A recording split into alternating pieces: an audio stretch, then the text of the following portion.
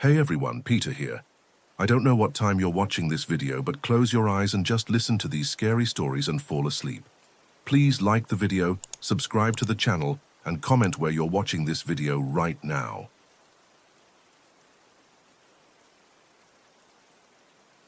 Sam Rivera's alarm buzzed at 5:47 a.m., 3 minutes before he'd set it to go off.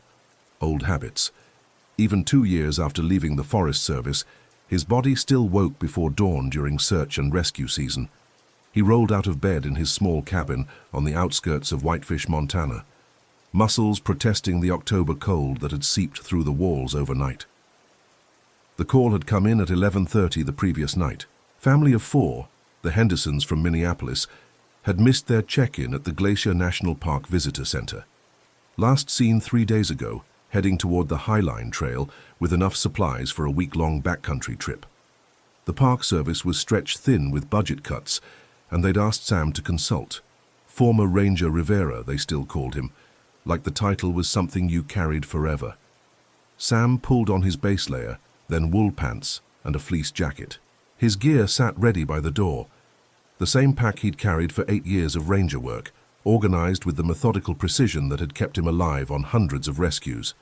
Water purification tablets, emergency shelter, first aid kit expanded beyond regulation standards, rope headlamp, backup headlamp, emergency beacon, and the Garmin GPS he'd bought with his first civilian paycheck.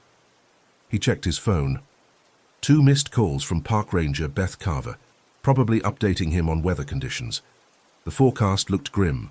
Early winter storm moving in from the Pacific, temperatures dropping to single digits by evening. If the Hendersons were injured or lost, they had maybe 12 hours before hypothermia became the bigger threat than whatever had stopped them from reaching their checkpoint. Sam loaded his truck and drove the 43 minutes to the West Glacier entrance, where Beth waited in her patrol vehicle. She looked tired. Understaffed stations did that to good rangers. "Got the helicopter up yesterday afternoon," she said, handing him a thermos of coffee. "Spotted their camp set up at Granite Park, but no movement. Could be weatherbound, could be something else." Sam studied the topographical map spread across her hood. Granite Park Chalet sat at 6,693 feet, accessible by the Highline Trail, or the more challenging Swift Current Pass route. Wind yesterday? Gusting 45, visibility down to maybe 50 yards by 3 p.m. Beth traced the Highline Trail with her finger. Logical place to hunker down, but they should have used their satellite communicator to report the delay. Sam noted the detail she'd left unsaid, that experienced hikers like the Hendersons, who'd done sections of the Continental Divide Trail, would have reported in. He folded the map and clipped it inside his jacket. "I'll take the Highline approach, move fast while visibility's good." The trailhead parking area held only his truck and Beth's vehicle. Tourist season had ended weeks ago, leaving Glacier National Park in its winter hibernation. Sam shouldered his pack and started up the trail at 7:15 a.m., headlamp cutting through the pre-dawn darkness. The first anomaly appeared 23 minutes into his hike. Sam had been following boot prints in the frost-covered trail, size 11 Merrells, consistent with the description of Tom Henderson's gear. The prints showed a normal walking gait, no signs of injury or distress.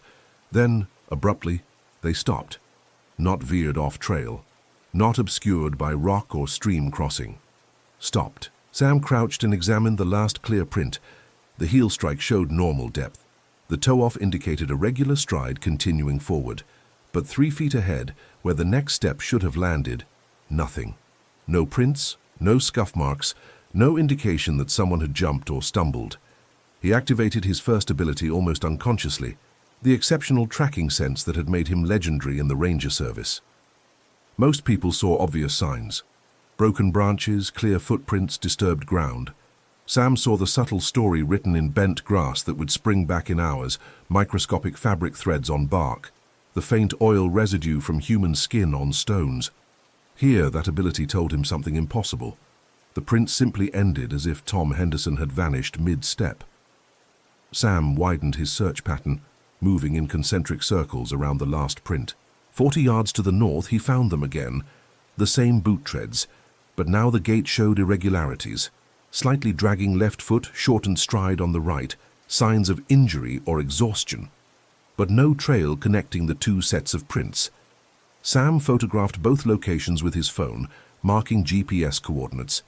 In 8 years of ranger work, he'd seen people do inexplicable things in the wilderness. Panic, hypothermia, and altitude sickness could make experienced hikers act irrationally, but he'd never seen physics-defying footprints. He continued upward, following the irregular prints. The trail switchbacked through stands of lodgepole pine and subalpine fir, gaining elevation steadily. By 8:30 a.m., pale sunlight filtered through the forest canopy, and Sam could see his breath with each exhale. The second anomaly came at the intersection with the Swift Current Pass trail. Her family of mountain goats stood motionless in the meadow ahead, their white coats stark against the brown grass. Nothing unusual there, except for their positioning. 7 adults arranged in a perfect defensive circle, heads pointed outward, kids clustered in the center. The formation Sam had seen only twice before when predators threatened their young. But no wolves lived in this section of the park anymore, no grizzlies either. They'd moved to higher elevations weeks ago following the last berry harvests before winter sleep. Sam engaged his second ability, reading nature's language. Animals reacted to threats humans couldn't perceive, their behavior patterns revealing the invisible story of the wilderness. These goats weren't just afraid. They were terrified of something that had passed through recently, something that had triggered their deepest survival instincts. He approached slowly, hands visible, speaking in low tones. Mountain goats typically fled at the first sign of human presence. These didn't move. Their eyes tracked him, but they held their protective formation. "What scared you?" Sam whispered. One of the larger males stamped a front hoof twice, then turned his head northeast, toward Granite Park Chalet. The gesture was so deliberate, so clearly communicative, that Sam felt his first chill of genuine unease. Animals didn't give directions, but this one just had. Sam left the goats and continued toward the chalet, now moving with the heightened awareness that had kept him alive during his most dangerous rescues. Something was wrong here. Wrong in ways that violated his understanding of how the wilderness worked. The Highline Trail opened into Gardner Meadow at 9:45 a.m. Sam could see Granite Park Chalet in the distance, a stone structure that had housed hikers since 1914. Smoke rose from the chimney, a reassuring sign that someone was inside and warm. But as he approached, the third anomaly stopped him cold. Fresh tire tracks in the meadow. Not possible. No vehicles could reach this elevation. The chalet was accessible only by trail. Yet here were clear tread marks from what looked like an ATV or small truck, leading from the forest edge directly to the chalet's service entrance. Sam's pulse quickened. In his ranger years, he'd dealt with illegal vehicle access to restricted areas, usually hunters or thrill seekers who'd found unofficial routes through private land. But this was different. The tire tracks were too clean, too precisely placed, and they ended at the chalet as abruptly as they'd begun, with no continuing path visible in any direction. He approached the building carefully, noting details that his training had made instinctive. No footprints around the main entrance. Curtains drawn across all visible windows. The smoke from the chimney rose too steadily, like a well-tended fire, not the erratic smoke of campers who'd built it for warmth and forgotten to maintain it. Sam climbed the steps to the front door and knocked. "Hello? This is Sam Rivera with Search and Rescue. Are you the Henderson family?" No answer. He tried the handle, locked. Standard procedure for the chalet during off-season, but the Henderson family would have had access codes from the Park Service. He circled the building, looking for signs of the missing family. The kitchen window on the south side sat partially open, unusual for a building that should be sealed against weather. Sam peered inside and saw 4 backpacks arranged neatly against the far wall, much too neatly for a family that had been stormbound for 3 days. That's when his third ability kicked in, the sense of human presence that had saved his life more than once in dangerous rescue situations. Someone was watching him, not from the chalet, but from somewhere in the surrounding forest. The feeling was distinct and unmistakable, hostile eyes tracking his every movement. Sam turned slowly, scanning the tree line. Nothing visible, but the sensation intensified. Whoever was out there had skills, probably better than his own. The realization sent adrenaline surging through his system. He pulled out his radio to call Beth, then stopped. No signal. His satellite communicator showed the same. No connection available. Equipment that had worked perfectly at the trailhead was now useless. That's when he saw the first deliberate sign that this wasn't a standard rescue operation. On the chalet's front door, carved into the wood with precision that suggested tools rather than desperation, was a message. "The game has rules, Sam. Follow them and they live. Break them and they die. First rule, come alone. Second rule, no communication with outside. Third rule, prove you're worthy." Sam photographed the message, his mind racing. Whoever had the Henderson family knew his name, knew he was coming, and had been planning this encounter. The tire tracks, the missing footprints, the equipment failures, all orchestrated. But how could anyone have known he'd be called in for this rescue? The request had come through official channels only 12 hours ago. The answer hit him with cold certainty. Someone with access to Park Service communications had been monitoring search and rescue operations, waiting for the right opportunity. Someone who knew his reputation and wanted to test his abilities personally. Sam tried his radio again. Still dead. His GPS showed static. Even his backup compass spun wildly, as if powerful magnetic interference surrounded the area. But his fourth ability, investigative intuition, was working overtime, revealing patterns that logic couldn't explain. The placement of evidence wasn't random. The tire tracks led to the chalet because someone wanted him to find the building. The message was carved where he'd be certain to see it. The equipment failures had been timed precisely to isolate him at this location. Someone had studied his methods, his abilities, his psychological profile. This wasn't a kidnapping, it was a test designed specifically for him. "I know you're watching," Sam called toward the forest. "What do you want?" The answer came not as a voice but as movement. A figure emerged from the tree line 200 yards away, too distant to make out details, but clearly human. The person raised one hand, pointed toward the forest to the north, then disappeared back into the trees.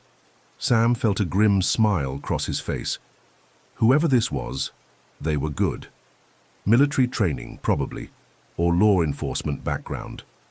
The kind of person who could plan operations like this and execute them flawlessly, but they'd made one mistake. They'd chosen to play games with someone who'd spent 8 years reading the wilderness like a book, someone whose abilities went beyond normal human perception. He entered the forest, following the indicated direction, moving with the fluid silence that had made him one of the most effective rangers in Park Service history. His fifth ability, natural orientation, kicked in automatically. Even without instruments, he could sense true north, track his position relative to landmarks, navigate by feel and instinct through terrain that would leave most people hopelessly lost. The forest felt wrong, too quiet. Birds had stopped singing, small mammals had fled the area. Even insects seemed absent. Only the wind moved through the trees, carrying scents that didn't belong, petroleum products, electronic components, human fear. Sam found the first Henderson family member 47 minutes after leaving the chalet. Rebecca Henderson, 41 years old according to the missing persons report, sat tied to a pine tree in a small clearing. Alive, alert, uninjured, but clearly terrified. A note hung around her neck. "First test passed. You found her without help. Prove your tracking skills. Find the others before sunset, or she dies." "Mrs. Henderson?"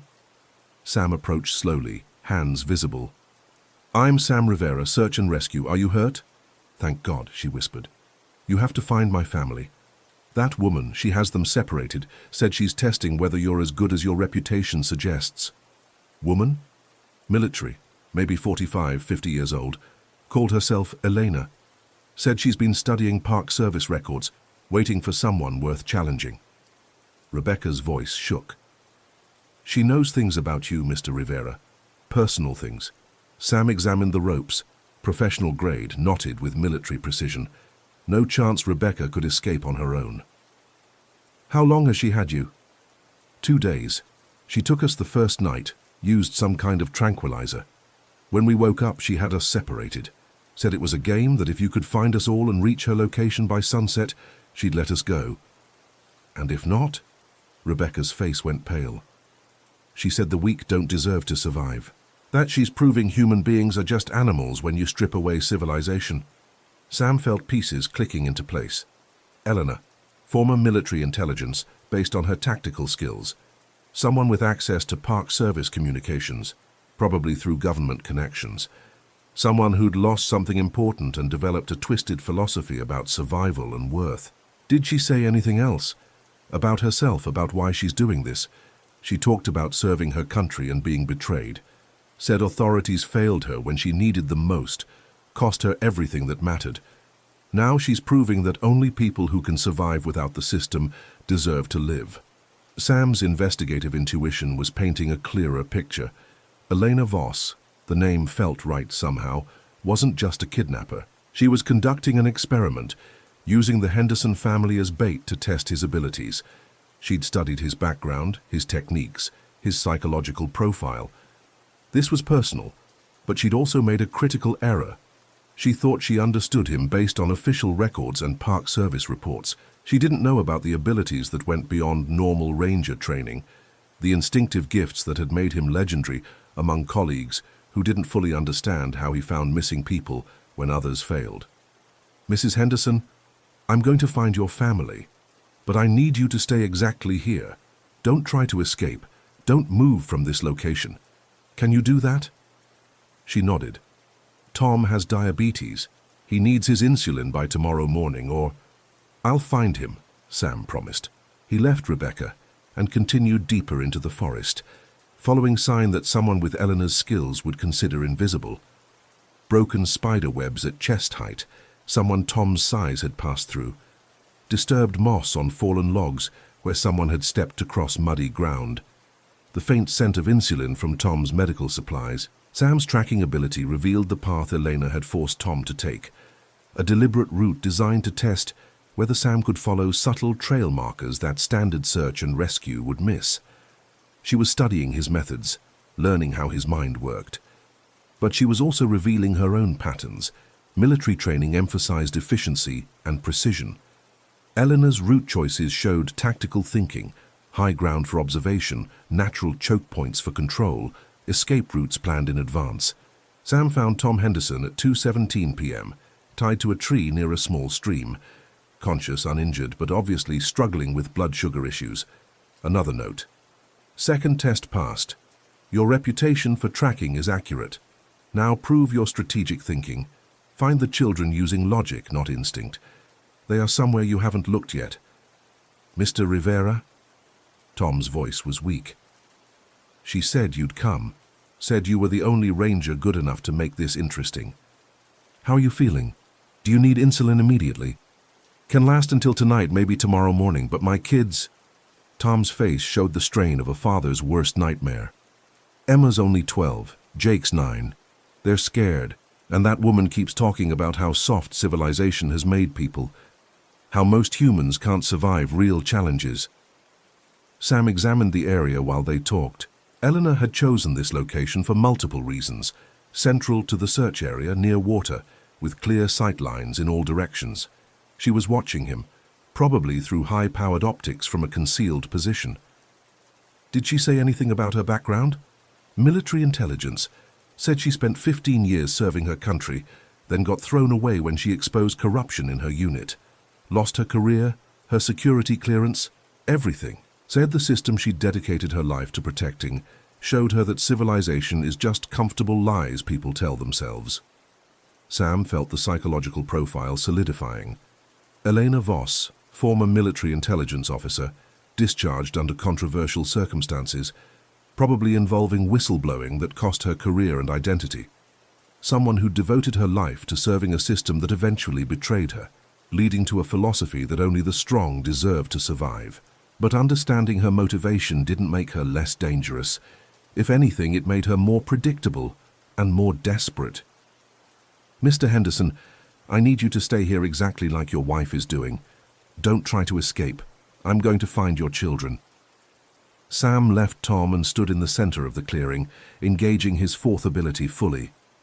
Investigative intuition wasn't just about reading signs, it was about understanding patterns, seeing connections that logic alone couldn't reveal. Elena had separated the family strategically. Rebecca first, easiest to find, building Sam's confidence. Tom second, more challenging, requiring actual tracking skills. The children would be the real test, hidden somewhere you haven't looked yet. But where? Sam had been following the obvious search pattern, moving deeper into wilderness, assuming Elena would hide them progressively further from civilization. What if he'd been thinking exactly the way she expected? Somewhere you haven't looked yet. Sam turned back toward the chalet. Eleanor had left the building as an obvious starting point. But what if she'd hidden the children there after he'd left? The most dangerous place could be the safest, the location he'd already searched and dismissed. He made it back to Granite Park Chalet in 38 minutes, moving fast but careful not to trigger any surveillance Elena might have positioned. The building looked exactly as he'd left it, but now he searched with different assumptions. The children weren't inside the main structure, but the chalet had outbuildings, a maintenance shed, storage areas, root cellar. Sam checked each systematically, using his abilities to detect human presence even in concealed spaces. He found Emma and Jake Henderson in the old ice house, a stone structure built into the hillside behind the chalet. Both alive, cold but unharmed, huddled together for warmth. Another note. Third test passed. You think strategically when assumptions fail you. Final test. Meet me at the place you know best. Come alone. Sunset is in 2 hours.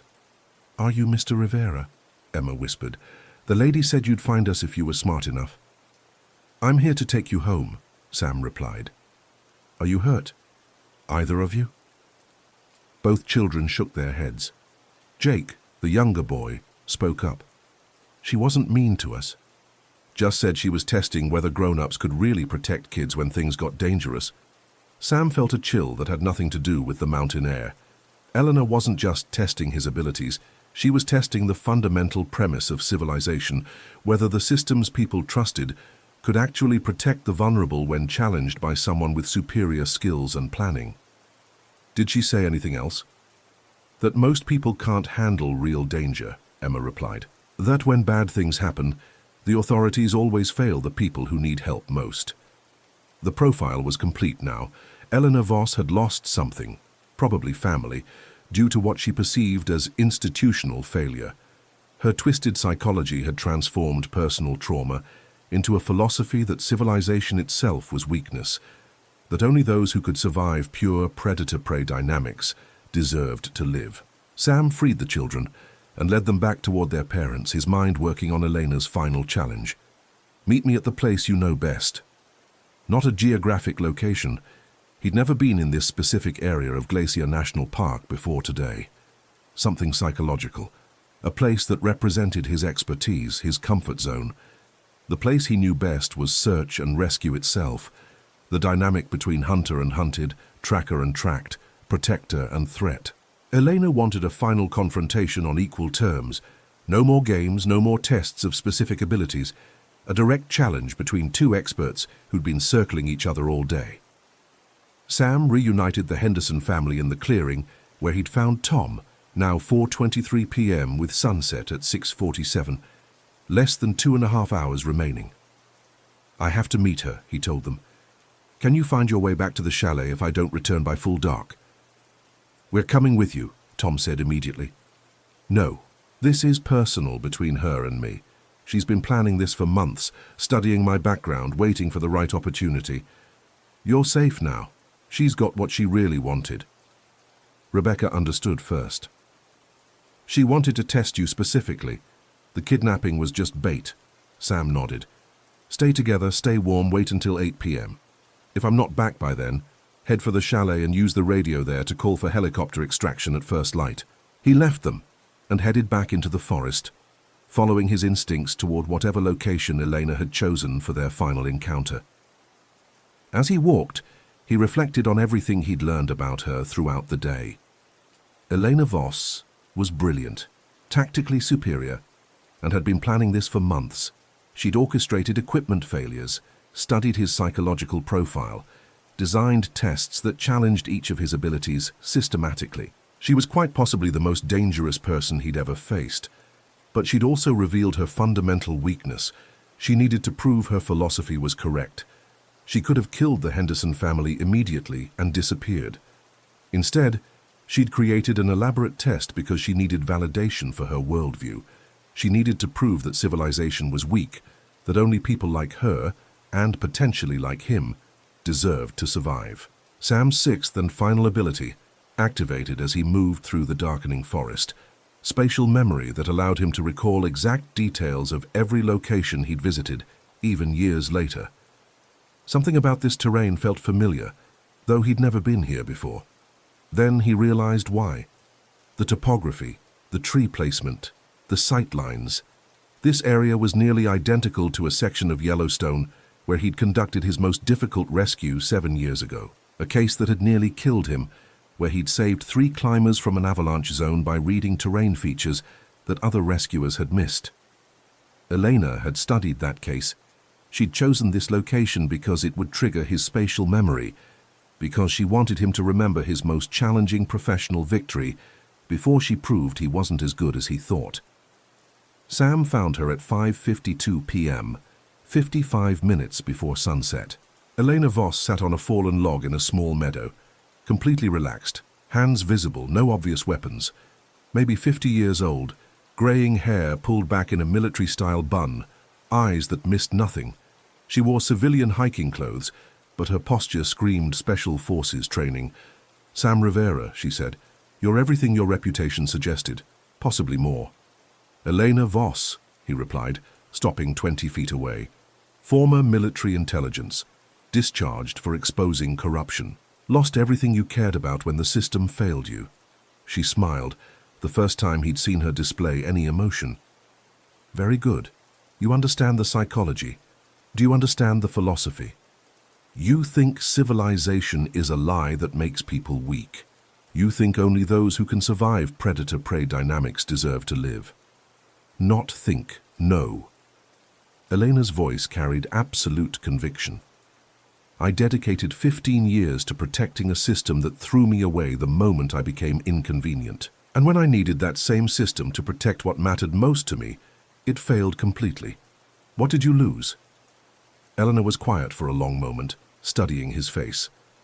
"My daughter, killed by a drunk driver with 3 previous DUIs who kept getting released because of bureaucratic incompetence. The same kind of institutional failure I'd been reporting in my unit. The system I'd served faithfully proved it couldn't even keep one 8-year-old girl safe." Sam felt the pieces clicking into place. Personal trauma, institutional betrayal, complete loss of faith in civilization's ability to protect the vulnerable. Elena had developed a twisted philosophy as a psychological defense mechanism, but her pain was real. "So you decided to prove the system doesn't work." "I decided to prove that when real danger threatens, only exceptional individuals can provide actual protection. People like you, Sam. You save people because of natural abilities that have nothing to do with badges or bureaucracy." Elena stood, still keeping her hands visible. Today was a test. Not for the Henderson family. They were never in real danger. A test for you. And for me. A test of what? Whether someone truly exceptional would try to stop me or join me. Elena's eyes locked with his. "You've spent your entire career working within a system that doesn't deserve your abilities. How many people died while you waited for official approval? How many rescues failed because bureaucrats made decisions instead of experts?" Sam felt the psychological trap she was laying. Elena wasn't trying to kill him, she was trying to recruit him. This entire elaborate operation had been designed to prove they were both superior to normal humans, both wasted by a civilization too weak to recognize real capability. "The Henderson family goes home safely," Sam said. "Of course, they were never the real target." Elena stepped closer, closing the distance between them. "But you don't have to go back to your cabin and pretend you're retired. There are others like us, Sam. People who understand that only the strong deserve to guide the weak. And if I refuse," Elena's smile turned cold, "then you prove you're not as exceptional as I thought. And next time, there won't be any tests." Sam realized this was Elena's psychological breakpoint. She'd convinced herself that he would understand her philosophy, that someone with his abilities would naturally share her contempt for civilization. If he rejected her offer, it would shatter her entire worldview, which meant she was more dangerous now than she'd been all day. "You're right about one thing," Sam said carefully. The system fails people. Bureaucracy kills, corruption protects the guilty. Institutions care more about covering their asses than protecting citizens. Elena's eyes lit up. Exactly, you see it. But you're wrong about everything else. Sam took a step forward. I've saved hundreds of people working within that flawed system, not because it's perfect, but because someone has to protect the innocent even when the system fails. You could save so many more without bureaucratic restrictions. By becoming like you? By kidnapping families to prove philosophical points? Sam shook his head. Your daughter would be ashamed of what you've become. Eleanor's face went white with rage. Don't you dare! She'd be ashamed that her mother responded to injustice by creating more injustice, that you used her death as an excuse to terrorize other families. Eleanor lunged forward, and Sam saw the knife that had been concealed in her sleeve. Military combat training against wilderness survival skills, but she'd made the crucial error Elena had been building toward all day. She was so convinced of her intellectual superiority that she'd forgotten Sam's abilities worked on instinct, not logic. While she'd been planning moves and counter-moves, he'd been feeling the forest around them, sensing every detail of terrain and positioning. Sam sidestepped her attack and grabbed a fallen branch, using her momentum to send her stumbling past him. She recovered quickly, too quickly, proving she was more dangerous in close combat than he'd anticipated. But this was the wilderness, not an urban environment. Here, Sam's natural abilities gave him advantages no amount of military training could overcome. He could hear her breathing, sense her positioning in the growing darkness, feel the shifting of her weight on uncertain ground. Eleanor attacked again, bladework precise and deadly. Sam gave ground, leading her toward a section of the meadow where loose stones would make footing treacherous. She followed, too focused on killing him to notice the tactical error. When she stumbled on the uneven ground, Sam struck with the improvised weapon, catching her wrist and sending the knife spinning away into the darkness. Elena fell hard, striking her head on a protruding rock. She lay still, breathing but unconscious. Sam checked her pulse, steady but weak, and used his emergency beacon to call for medical evacuation. Now that the confrontation was over, his satellite communicator worked perfectly. Elena's jamming equipment had been powered down or destroyed. Park Service helicopters arrived 47 minutes later, extracting Elena for medical treatment and the Henderson family for safety. Sam rode out with them, watching Glacier National Park disappear into the darkness below.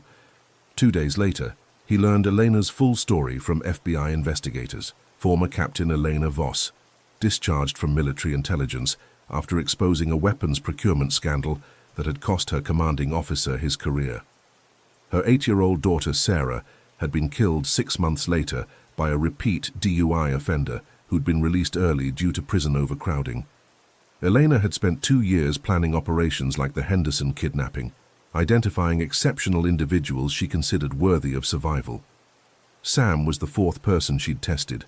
The other 3 had failed her challenges. None of them had survived. Sam returned to his cabin outside Whitefish, officially retired, but somehow more committed than ever to the principles Elena had tried to corrupt. She'd been right about institutional failures, about bureaucratic incompetence, about the system's inability to protect the innocent. But she'd been catastrophically wrong about the solution. Real strength wasn't about proving superiority over the weak. It was about using exceptional abilities to protect them, even when, especially when, the system failed. Eleanor's daughter hadn't died because civilization was weak. She'd died because not enough people like Sam were willing to work within flawed institutions to make them better. A week later, Sam received a call from the Park Service. Missing hiker in Yellowstone, complicated terrain, other rescuers had failed to locate him. Would former Ranger Rivera consider consulting on the case? Sam looked out at the Montana wilderness, thinking about Elena Voss and her twisted philosophy, about the Henderson family safely home in Minneapolis, about all the people who needed protection from both institutional failure and individual evil. "I'll be there in 4 hours," he told them. Some tests never ended, but that didn't mean you stopped taking them.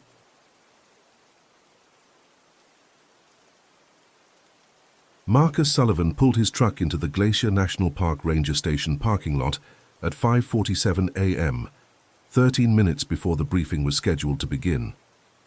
The dashboard thermometer read 18 degrees, and frost had already begun forming on his windshield despite the defroster running full blast.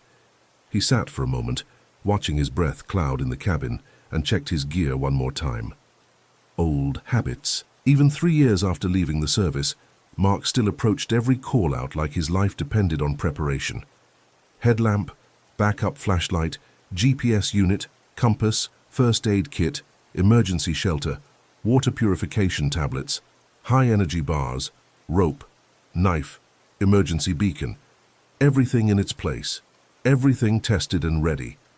The missing persons case had come through the consulting network at 11 p.m. the previous night. University Geological Survey Team, 3 members, 2 days overdue from a routine sampling expedition in the Nyack Creek drainage. Their vehicle had been found at the trailhead with all their gear still inside, except day packs and basic sampling equipment. Park rangers had conducted preliminary searches but requested specialized tracking assistance due to incoming weather. Mark stepped out into the bitter morning air and immediately noticed something wrong. Too quiet. At this hour there should be bird activity, the rustle of small mammals, the normal sounds of a forest waking up. Instead, an unnatural stillness hung over the area like a heavy blanket. Inside the ranger station, Chief Ranger Patricia Hayes briefed him while pointing at a topographical map spread across a worn wooden table. Team leader is Dr. Sarah Chen, soil chemistry specialist from University of Montana. The other 2 are graduate students, Jake Morrison and Amy Delacroix. They were collecting samples along the old mining sites up Nyack Creek. Last radio contact was Monday at 2 p.m., when they reported finding some interesting mineral deposits about 4 miles up the drainage. Mark studied the map, his finger tracing the marked trail. The area was familiar territory from his ranger days, though he hadn't been up there in over 2 years. Steep terrain, dense forest, multiple creek crossings. Easy to get turned around if you weren't careful. Weather's supposed to turn ugly this afternoon, Hayes continued. Snow and dropping temperatures. If they're injured or lost, we need to find them fast. Any emergency signals from their beacons? That's the strange part. All 3 had personal locator beacons, but we're getting no signals. Either the devices malfunctioned simultaneously, or... She let the implication hang in the air. Mark folded the map and tucked it into his jacket. I'll start at the vehicle and work my way up the drainage. If they deviated from the planned route, I should pick up sign within the first mile. The drive to the Nyack Creek trailhead took 25 minutes on increasingly rough roads. Mark's truck handled the terrain easily, but he noted several fresh tire tracks in the frozen mud, more than he would expect for a remote access road in early December. University vehicle, probably the missing team's transport, but also what looked like at least 2 other sets of tracks from different vehicles. At the trailhead, he parked next to a blue Honda CR-V with University of Montana decals and began his investigation. The vehicle was locked, windows clear of condensation, indicating it had been sitting for more than 24 hours. Inside, he could see larger backpacks, camping gear, and scientific equipment that the team had decided not to carry. Mark pulled on his hiking boots and checked his gear one final time. As he shouldered his pack, that first special ability kicked in almost automatically. Exceptional tracking had been his trademark as a ranger, the skill that had earned him assignments to the most difficult search and rescue cases. Where others saw empty forest floor, Mark read stories written in disturbed earth, bent vegetation, and microscopic traces of human passage. At the trailhead register, he found the team's entry from Monday morning. 3 signatures, neat academic handwriting, planned return by Tuesday evening. Nothing unusual there, but as Mark began following the main trail, his trained eye immediately caught something that made him pause. Footprints in a patch of soft earth near the creek showed the distinct tread patterns of hiking boots, but they were too clear, too perfectly preserved for prints that should be 2 days old. The edges were sharp, the depth consistent, with no signs of weathering from the temperature fluctuations that should have occurred over 48 hours. Mark knelt beside the prints, touching the soil with his fingertip. Frozen solid, but recently disturbed. These tracks couldn't be more than 6 hours old, created well after the missing team should have been on their way back. Someone else had walked this trail during the night. The revelation sent a chill through him that had nothing to do with the morning temperature. Mark stood slowly, scanning the surrounding forest with new awareness. His second ability, nature reading, was already processing dozens of subtle environmental signals. The unusual silence he'd noticed at the ranger station extended here as well. No bird calls, no squirrel chatter, no insect activity despite the relatively mild morning temperature. Animals knew when predators were present. Mark continued up the trail, now moving with the methodical precision that had made him one of the most successful trackers in the Park Service. Every 20 yards, he stopped to scan for sign, to listen, to process the story the forest was telling him. The official trail showed evidence of the research team's passage, 3 sets of hiking boots moving at a steady pace, occasionally stopping where they'd collected samples. But overlaying those older tracks were the newer prints, a single person moving with military precision up the same route. The stride length was calculated, the foot placement deliberate, avoiding soft soil where possible, choosing the hardest surfaces to minimize sign. This wasn't a casual hiker, or even an experienced outdoorsman. This was someone trained in tactical movement, someone who understood how to follow without being detected. At the first creek crossing, half a mile up the trail, Mark found the first major anomaly. The research team's tracks showed they had crossed the creek using the standard technique, stepping from rock to keep their boots dry. But scattered among the wet stones were several drops of what looked like dried blood. Mark examined the stains carefully. Too red to be rust from the iron-rich creek water, too uniform to be natural mineral deposits. Blood, definitely, but the pattern was wrong. Instead of splashes or drops that would indicate an injury, these spots were placed with almost surgical precision on specific stones. Someone had dripped blood onto the rocks deliberately. The realization activated his third ability, human presence detection, like a switch being thrown in his nervous system. The sensation was difficult to describe to people who didn't experience it, a combination of hyper-awareness and primitive alarm that had kept him alive during his worst cases. Right now, that internal warning system was screaming. Mark was being watched. He stood slowly, not making any sudden movements, and let his eyes sweep the surrounding forest without moving his head. Dense stands of lodgepole pine provided dozens of potential hiding spots within 50 yards of his position. Whoever was observing him was good, disciplined enough to remain motionless despite knowing they'd been detected. "I know you're there," Mark called out, his voice carrying clearly in the still air. "Let's talk." Nothing. No movement, no response, but the pressure of observation continued. Mark waited a full minute, then shrugged and continued up the trail. If someone wanted to play games, he could be patient, but now he knew this wasn't a standard search and rescue operation. The next mile revealed a troubling pattern. The research team's tracks continued steadily uphill, but the newer prints began to deviate from the main trail, taking shortcuts through the forest that paralleled their route. Whoever was following the team knew the terrain well enough to move off trail without losing them, and more importantly, was skilled enough to do so without leaving obvious sign. At 9:30 a.m., Mark reached the area where the team had made their last radio contact, a small clearing beside the creek, where mining operations had left scattered equipment foundations, provided a logical spot for geological sampling. The team's tracks showed they had spent considerable time here, moving around the clearing, taking samples from multiple locations, but they hadn't left. Mark's fourth ability, investigative intuition, processed the scene like pieces of a complex puzzle falling into place. The research team had worked in this clearing for perhaps 2 hours, based on the extent of their foot traffic. Then something had happened. Their tracks showed a sudden change in behavior, tight clustering near the center of the clearing, then rapid movement toward the tree line. Not the panicked flight of people caught by surprise, but the controlled movement of people responding to a specific threat. Mark found the first piece of intentionally placed evidence wedged between 2 rocks near the creek. A small piece of notebook paper, torn from what looked like a scientific field journal, with a single line written in neat handwriting, "He knows we know." The message was clearly intended for whoever followed the team's trail. Someone was communicating directly with Mark, acknowledging his presence and skills.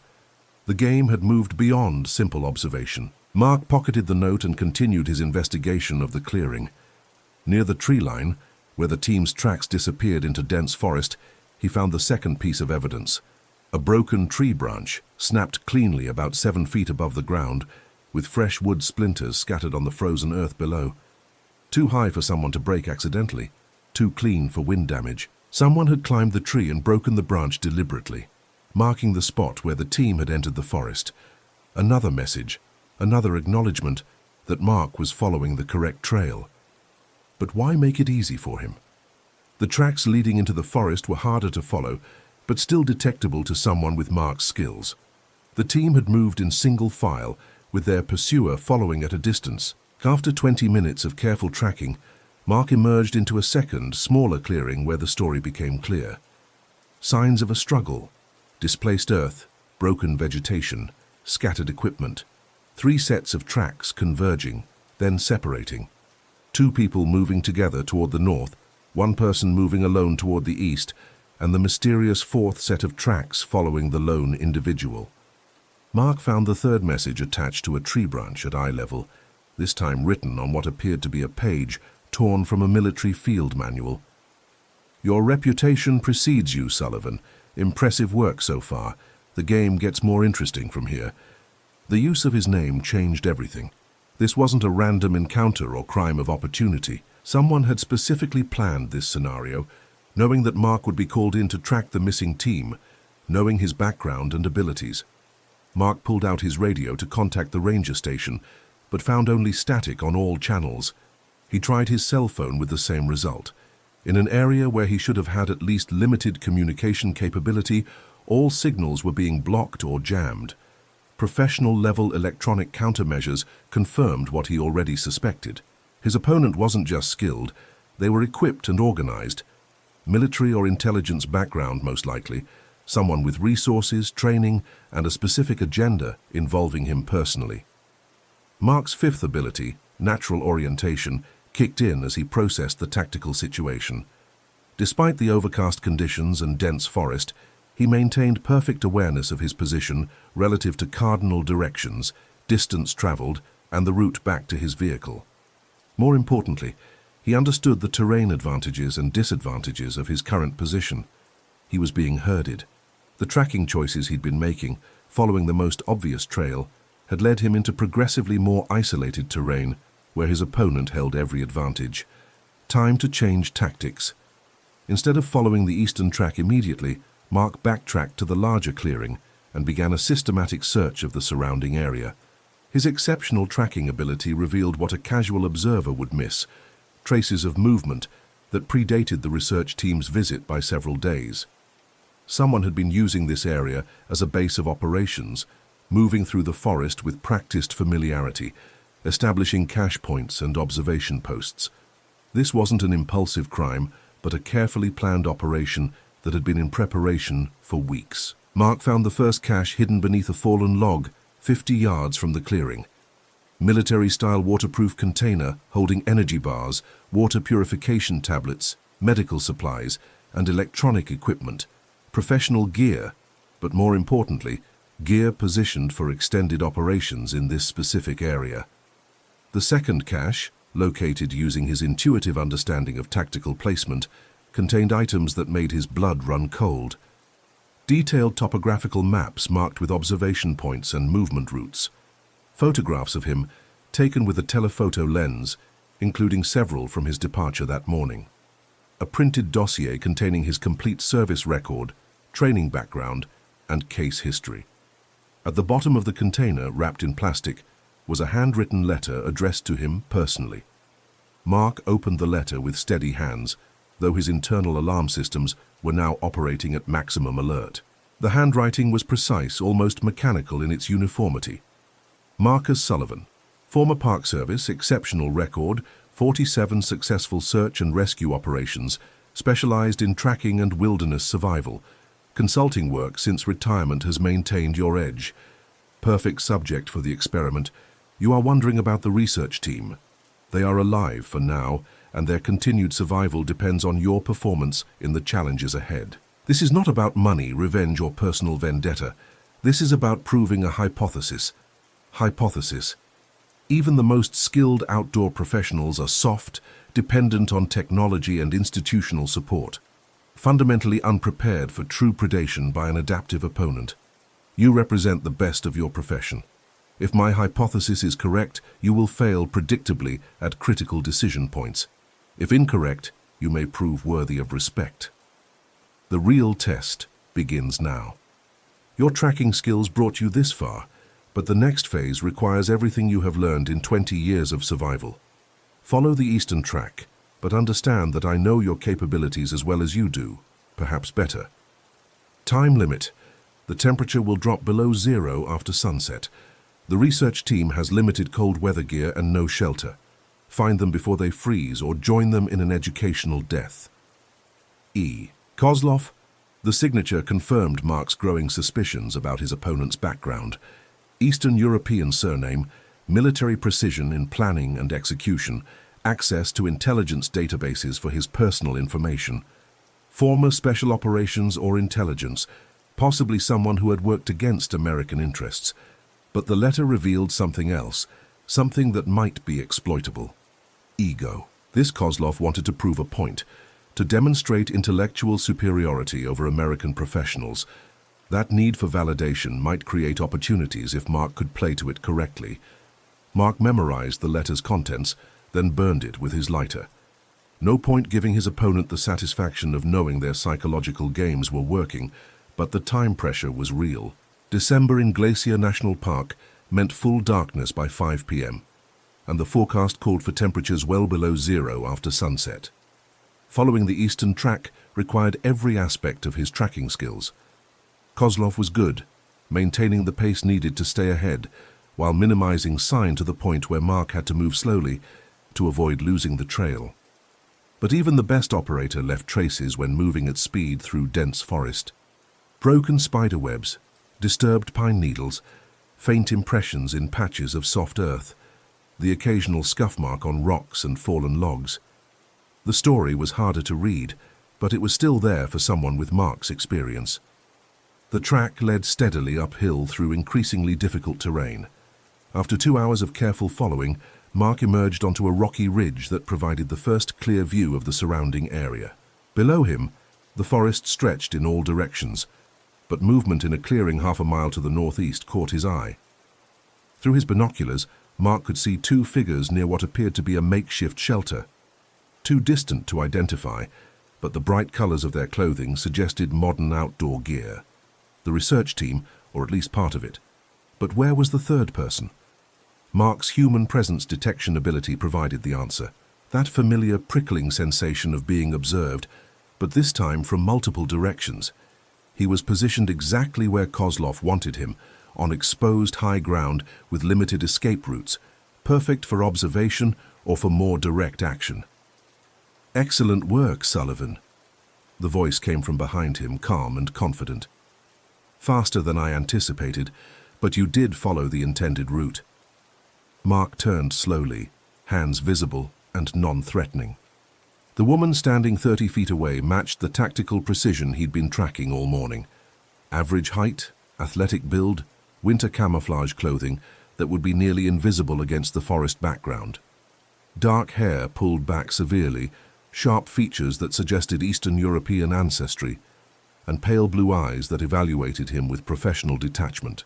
More importantly, she held a rifle with practiced familiarity. Muzzle pointed in his general direction but not directly at him. Confident enough in her position and abilities to allow conversation, but ready to end the encounter instantly if necessary. "Elena Kozlov, I presume. You read the letter carefully. Good. That attention to detail is why you were selected for this experiment." She moved with fluid precision to a position that maintained her tactical advantage while allowing normal conversation. "Tell me, what is your assessment of the situation?" The question confirmed Mark's analysis of her psychological profile. Kozlov wanted intellectual engagement, professional recognition of her planning and execution. She was genuinely curious about his capabilities, which meant she saw him as more than just another target. Professional operation, weeks of preparation, specific knowledge of my background and likely response patterns. You've positioned the research team as bait, but keeping them alive suggests this isn't about killing for its own sake. You want to prove something, probably to yourself as much as anyone else. Perceptive. Continue. Military or intelligence background, probably special operations, Eastern European, possibly Russian or Ukrainian based on the surname. Something happened to end your official career, probably dishonorably, which means you have grievances against American institutions. Kozlov's expression shifted slightly, approval mixed with something darker. Very good. Your investigative instincts are as sharp as advertised, but you miss the most important element, which is, I'm not trying to prove anything to myself. I already know what I am and what I can do. This experiment is for the benefit of people like you, professionals who have convinced themselves that training and experience make them apex predators in their environment. She gestured toward the clearing below with her rifle barrel. Dr. Chen and her male student are down there, cold and frightened but unharmed. The girl is with me, insurance against rash decisions on your part. Your challenge is simple. Reach them before hypothermia becomes irreversible, then guide all three to safety. And you? I will demonstrate that even the most skilled tracker can be outmaneuvered by superior planning and ruthless execution. Your emotional attachment to saving lives makes you predictable, Sullivan. I know exactly what choices you will make at each decision point. Mark processed the tactical situation while maintaining eye contact with Kozlov. She was confident, perhaps overconfident, in her ability to predict his behavior. That might be exploitable, but first, he needed to understand her true motivations. What happened to you, Kozlov? This level of planning, the personal focus on discrediting American professionals. Someone hurt you badly. For the first time, her expression showed genuine emotion. Anger, grief, and something that might have been vulnerability before the professional mask reasserted itself. Sergeant Elena Kozlov, United States Army Intelligence, 8 years of service, decorated veteran, spotless record until I reported systematic corruption in my unit. Officers selling intelligence to foreign contacts, misappropriating funds, compromising active operations for personal gain. Her voice remained steady, but Mark could hear the underlying fury. Instead of investigating my reports, they investigated me, planted evidence, falsified records, destroyed my career and reputation, discharged for alleged security violations I never committed. So this is revenge against the system that betrayed you. This is education. American institutions fail because Americans are soft, complacent, dependent on technology and procedure instead of fundamental survival skills. You trust systems that don't deserve trust, people who don't deserve loyalty. Kozlov stepped backward, maintaining her tactical advantage. I spent 3 years learning how to survive without institutions, without backup, without the comfortable assumptions that make people weak. Now, I teach those lessons to representatives of the system that destroyed my life. By murdering innocent people? By exposing the truth. Everyone I target is supposed to be competent, trained, prepared for emergencies. Yet they all fail when confronted by someone who truly understands predation. Except you might be different, Sullivan. Your record suggests genuine capability rather than institutional facade. The psychological profile was complete now. Kozlov wasn't a random killer, but someone whose belief system had been shattered by betrayal, who had reconstructed her identity around the idea that only the hardest, most ruthless survivors deserved to live. She genuinely believed she was providing a service, testing people against their own claims of competence. That belief system was both her strength and her potential weakness. All right, Mark said, I accept your challenge, but if I succeed, if I get all 3 researchers out safely despite your interference, you acknowledge that your hypothesis is wrong. And if you fail, then you've proven your point at least to your own satisfaction. Kozlov smiled for the first time, an expression that combined genuine approval with predatory anticipation. Excellent. A worthy opponent who understands the stakes. The game begins now, Sullivan. Sunset is in 4 hours. She melted into the forest with the fluid grace of someone completely comfortable in wild environments. Mark waited a full minute to ensure she was gone, then began his descent toward the clearing where the 2 researchers waited. The route down the ridge required his 5th ability, natural orientation, to navigate safely. The terrain was steep, covered with loose rock and hidden obstacles, the kind of ground where a single misstep could mean a broken ankle and mission failure. But Mark had learned to trust his internal compass and spatial awareness during hundreds of wilderness rescues. More importantly, he understood that Kozlov would be watching his approach, possibly through a rifle scope, evaluating his movement techniques and decision-making process. Every choice he made was being analyzed for tactical implications and psychological meaning. Mark reached the clearing in 35 minutes, moving as quickly as safety allowed. The two researchers huddled near a basic lean-to shelter constructed from pine boughs and the emergency tarp. Dr. Sarah Chen, mid-30s Asian American, clearly the team leader based on how she positioned herself between Mark and the younger man. Jake Morrison, early 20s, pale and shivering despite wearing multiple layers of clothing. Dr. Chen, I'm Marcus Sullivan, search and rescue consultant. Are you injured? No injuries, but Jake is showing early signs of hypothermia. We've been here since yesterday afternoon with minimal food and no way to build a fire safely. Her voice was steady, professional, but Mark could see the fear in her eyes. Where's Amy? The woman said she would bring Amy back if you found us. Amy Delacroix is being held separately. I'm working on getting all three of you out safely. Mark knelt beside Jake, checking his pupils and skin color. Mild hypothermia, treatable with shelter and warmth, but potentially dangerous if exposure continued. How much water do you have left? About half a liter between us. We've been melting snow, but without fire, it's hard to stay hydrated and warm. Mark pulled emergency supplies from his pack, while mentally calculating time and distance back to the trailhead. In ideal conditions, healthy adults could cover the terrain in 2 hours. But Jake's condition would slow them down significantly, and Kozlov would certainly interfere with any direct retreat. Listen carefully, Mark said, handing them energy bars and water purification tablets. The person who brought you here is conducting some kind of experiment or test. She's intelligent, well-trained, and she's been planning this for weeks. Our best chance is to move fast and smart, but I need you both to follow my instructions exactly without questioning or hesitating. Chen nodded grimly. Military background? Former intelligence dishonorably discharged, looking to prove points about American competence and institutional reliability. She knows these mountains, she knows my background, and she's been tracking my movements all morning. What about Amy? Safe for now, but our leverage for getting her back is successfully completing whatever test Kozlov has designed.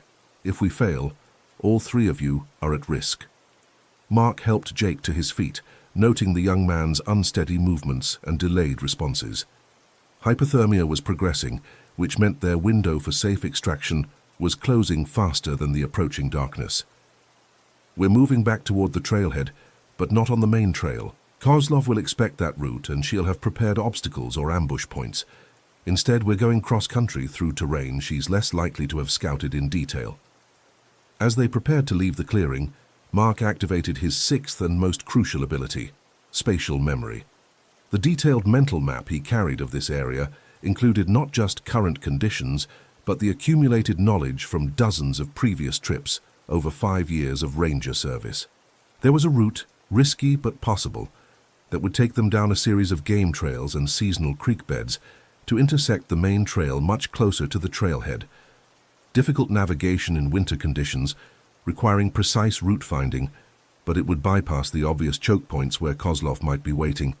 The first hour of movement went smoothly. Mark set a pace that pushed Jake to his limits without triggering complete exhaustion, while keeping constant watch for signs of pursuit or observation. His human presence detection ability remained active, but Kozlov was either staying well back or using concealment techniques that defeated his early warning system. At 2:30 p.m., they reached the first major obstacle, a steep creek crossing where winter ice had created treacherous conditions. The obvious route involved a 100-yard detour upstream to a safer crossing point, but Mark's tactical instincts warned against predictable choices. Instead, he chose the direct approach across 20 feet of broken ice and swift water. Dangerous, requiring careful placement and steady nerves, but unexpected enough that Kozlov might not have prepared for it. Mark went first, testing each foothold and establishing a rope belay for the others. Chen crossed next, moving with the careful precision of someone who understood the consequences of mistakes. Jake required assistance, his coordination compromised by cold and stress, but managed the crossing without incident. As they regrouped on the far side of the creek, Mark found Kozlov's next message wedged between rocks near the water's edge. Unexpected route choice, impressive risk management, but the real test is ahead. The note confirmed that she was tracking their movement despite his evasive tactics. More concerning, it suggested she was prepared for multiple contingencies, able to adapt her plans based on his decisions. The second hour brought them into the most difficult terrain of the descent, a maze of fallen trees and boulder fields that required constant route-finding decisions. Jake's condition continued to deteriorate, forcing more frequent rest stops and slower overall progress. At 3:45 p.m., with less than an hour of daylight remaining, they reached the final major obstacle before the main trail. A 40-foot cliff face that normally would require technical climbing equipment, but Mark remembered a hidden route down a series of natural ledges on the eastern face. As he scouted the descent route, his spatial memory provided crucial information. 7 years ago, during a particularly difficult rescue, he had used this same route to evacuate an injured climber. The key was a narrow ledge system that was invisible from above, but provided secure footing for careful movement. "Follow me exactly," Mark instructed. "Don't look down, don't rush, and trust the footholds, even when they seem inadequate." The descent took 20 minutes of nerve-wracking precision. Chen proved to be an excellent climber, maintaining 3 points of contact and moving with calculated confidence. Jake struggled with the exposure and his compromised coordination, but managed each section with Mark's direct assistance.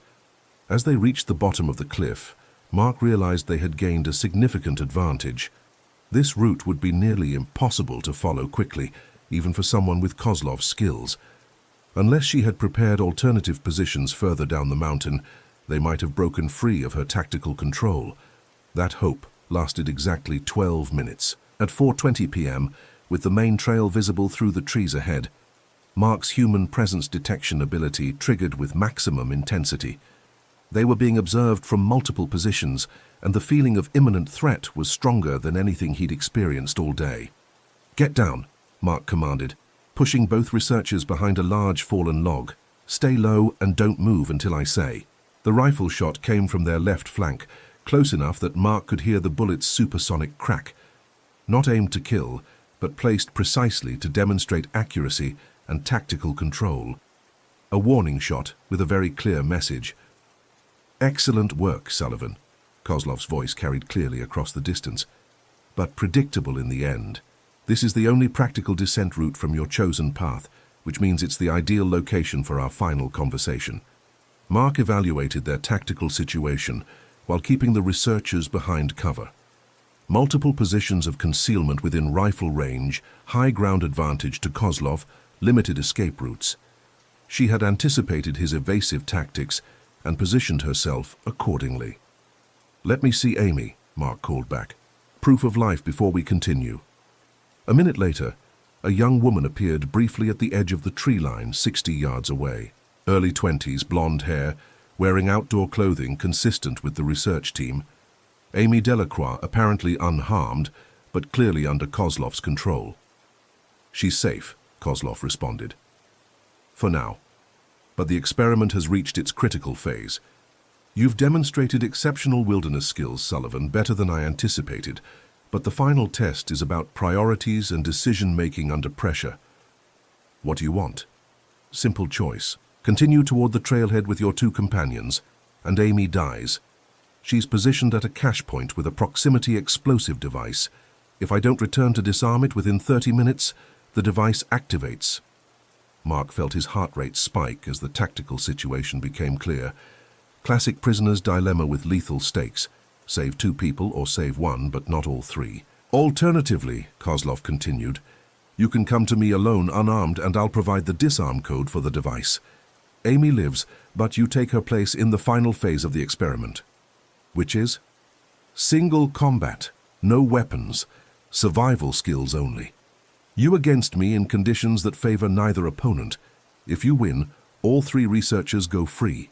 If I win, I've proven my hypothesis about American weakness." Chen grabbed Mark's arm. "Don't do it. She's lying about the explosive device. This is just psychological manipulation.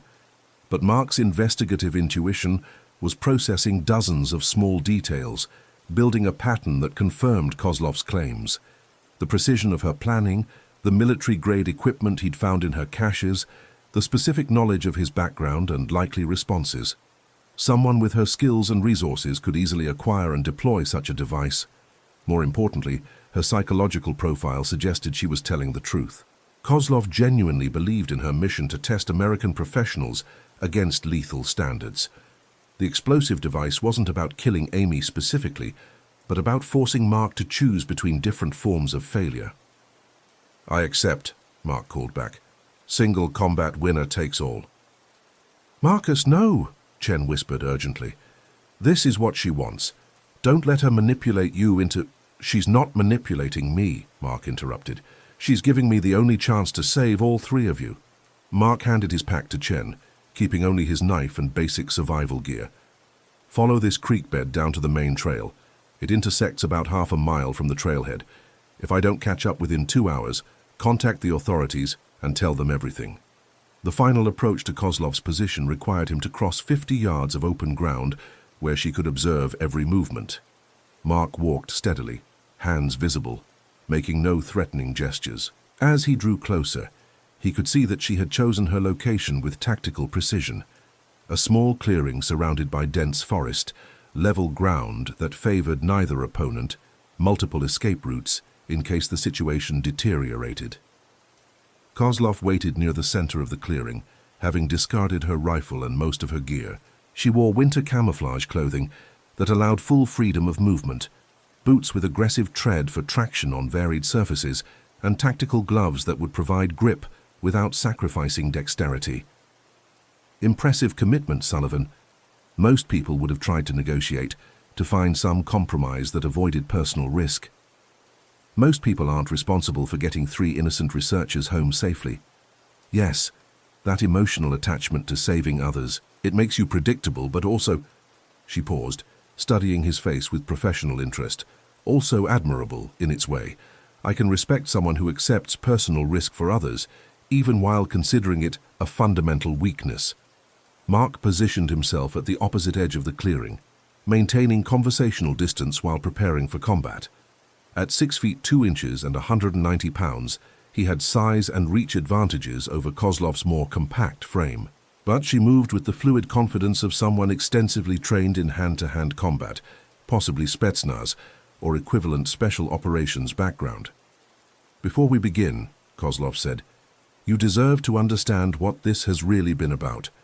Not revenge against individuals, but proof that American institutions have made their people soft and dependent. You're supposed to be the best of your profession, Sullivan, but you followed predictable patterns all day. Have I? Emotional decision-making over tactical logic, choosing dangerous routes to avoid confrontation rather than addressing threats directly, accepting personal risk to save others instead of calculating optimal outcomes." She settled into a combat stance, balanced and ready. All the weaknesses I expected from someone trained by American institutions. Mark realized that she was still trying to get inside his head, to undermine his confidence before the physical confrontation began. Classic psychological warfare, designed to create doubt and hesitation at critical moments, but she had made one crucial error in her analysis. "You're wrong about one thing, Kozlov. This isn't about institutional training or American weakness. This is about individual choice, the decision to help others regardless of personal cost. That's not a weakness. It's what separates people from predators." The fight began without warning, Kozlov closing distance with explosive speed and precision. Her first attack was a series of strikes aimed at disabling rather than killing, targeting nerve clusters and joint articulations with the efficiency of someone trained in military close-quarters combat. Mark defended with techniques learned during 20 years of wilderness work, where physical confrontations with panicked or aggressive individuals required maximum restraint with minimum injury. Not formal martial arts, but practical skills for controlling situations without escalation. The difference in their training became apparent immediately. Kozlov fought to incapacitate and dominate. using every available advantage to end the conflict quickly. Mark fought to survive and protect, accepting punishment to avoid delivering potentially lethal counterattacks. But as the fight continued, Mark's fundamental advantages began to assert themselves. Superior size and strength, combined with conditioning from years of physically demanding outdoor work, allowed him to absorb punishment while wearing down his opponent's initial explosive energy. More importantly, his spatial memory provided perfect awareness of the terrain features, allowing him to use the environment tactically without conscious thought. When Kozlov's attack drove him toward a fallen log, Mark used it as leverage for a throw that sent her tumbling across the clearing. The turning point came when Kozlov's overconfidence led her to attempt a complex technique that required perfect execution. A spinning kick aimed at his head that would have ended the fight immediately, but which left her temporarily off balance and vulnerable. Mark caught her ankle at the peak of the kick and used her own momentum to drive her hard into the frozen ground. The impact stunned her briefly, long enough for him to establish a controlling position and apply a restraint hold that left her conscious but unable to continue fighting.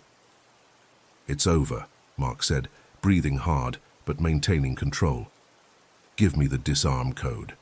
Kozlov tested his hold once, confirming that escape was impossible, then looked up at him with an expression that combined frustration with genuine respect. 074296. Cache point is marked with orange surveyor's tape, 50 meters east of the main trail at the 2-mile marker.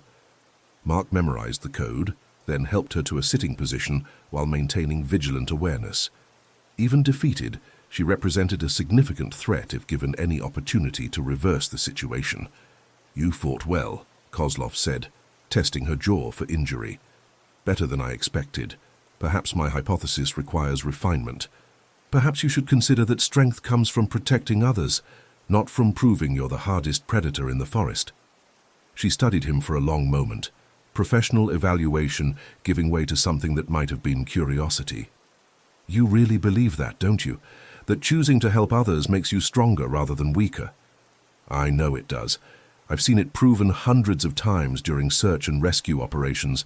People who risk everything to save strangers, who choose hope over despair, who refuse to abandon others even when logic says they should." Mark stood slowly, never taking his eyes off her. "That's not weakness, Kozlov. That's what makes us human instead of just another predator species." For the first time since their initial encounter, Kozlov's expression showed uncertainty, as if his words had challenged assumptions she'd held as fundamental truths. "My experience has been different. I've seen institutions abandon their people, seen colleagues choose self-preservation over loyalty, seen the system reward cowardice and punish integrity. Then you've been around the wrong people, but that doesn't invalidate the concept, just means you need to look harder for examples of what humans can be at their best." Mark retrieved his pack and helped Kozlov to her feet, maintaining respectful distance while ensuring she posed no immediate threat. "Amy's location. 2-mile marker 50 meters east through the tree line. She's secured but unharmed. The device is real, but it's set for manual detonation only. I don't kill people for failing tests, Sullivan. I'm not actually a monster, despite what my methods might suggest." The admission confirmed Mark's assessment of her psychological profile. Kozlov was dangerous and ruthless, but she operated according to a personal code that distinguished between necessary action and gratuitous violence. Understanding that distinction might be crucial for how this situation resolved. "What happens now?" Mark asked. "Now you've proven that your hypothesis is stronger than mine, at least in this specific case. American institutions may produce people who are soft and dependent, but they also produce individuals like you, who embody genuine strength." She looked around the clearing, perhaps seeing it differently after her defeat.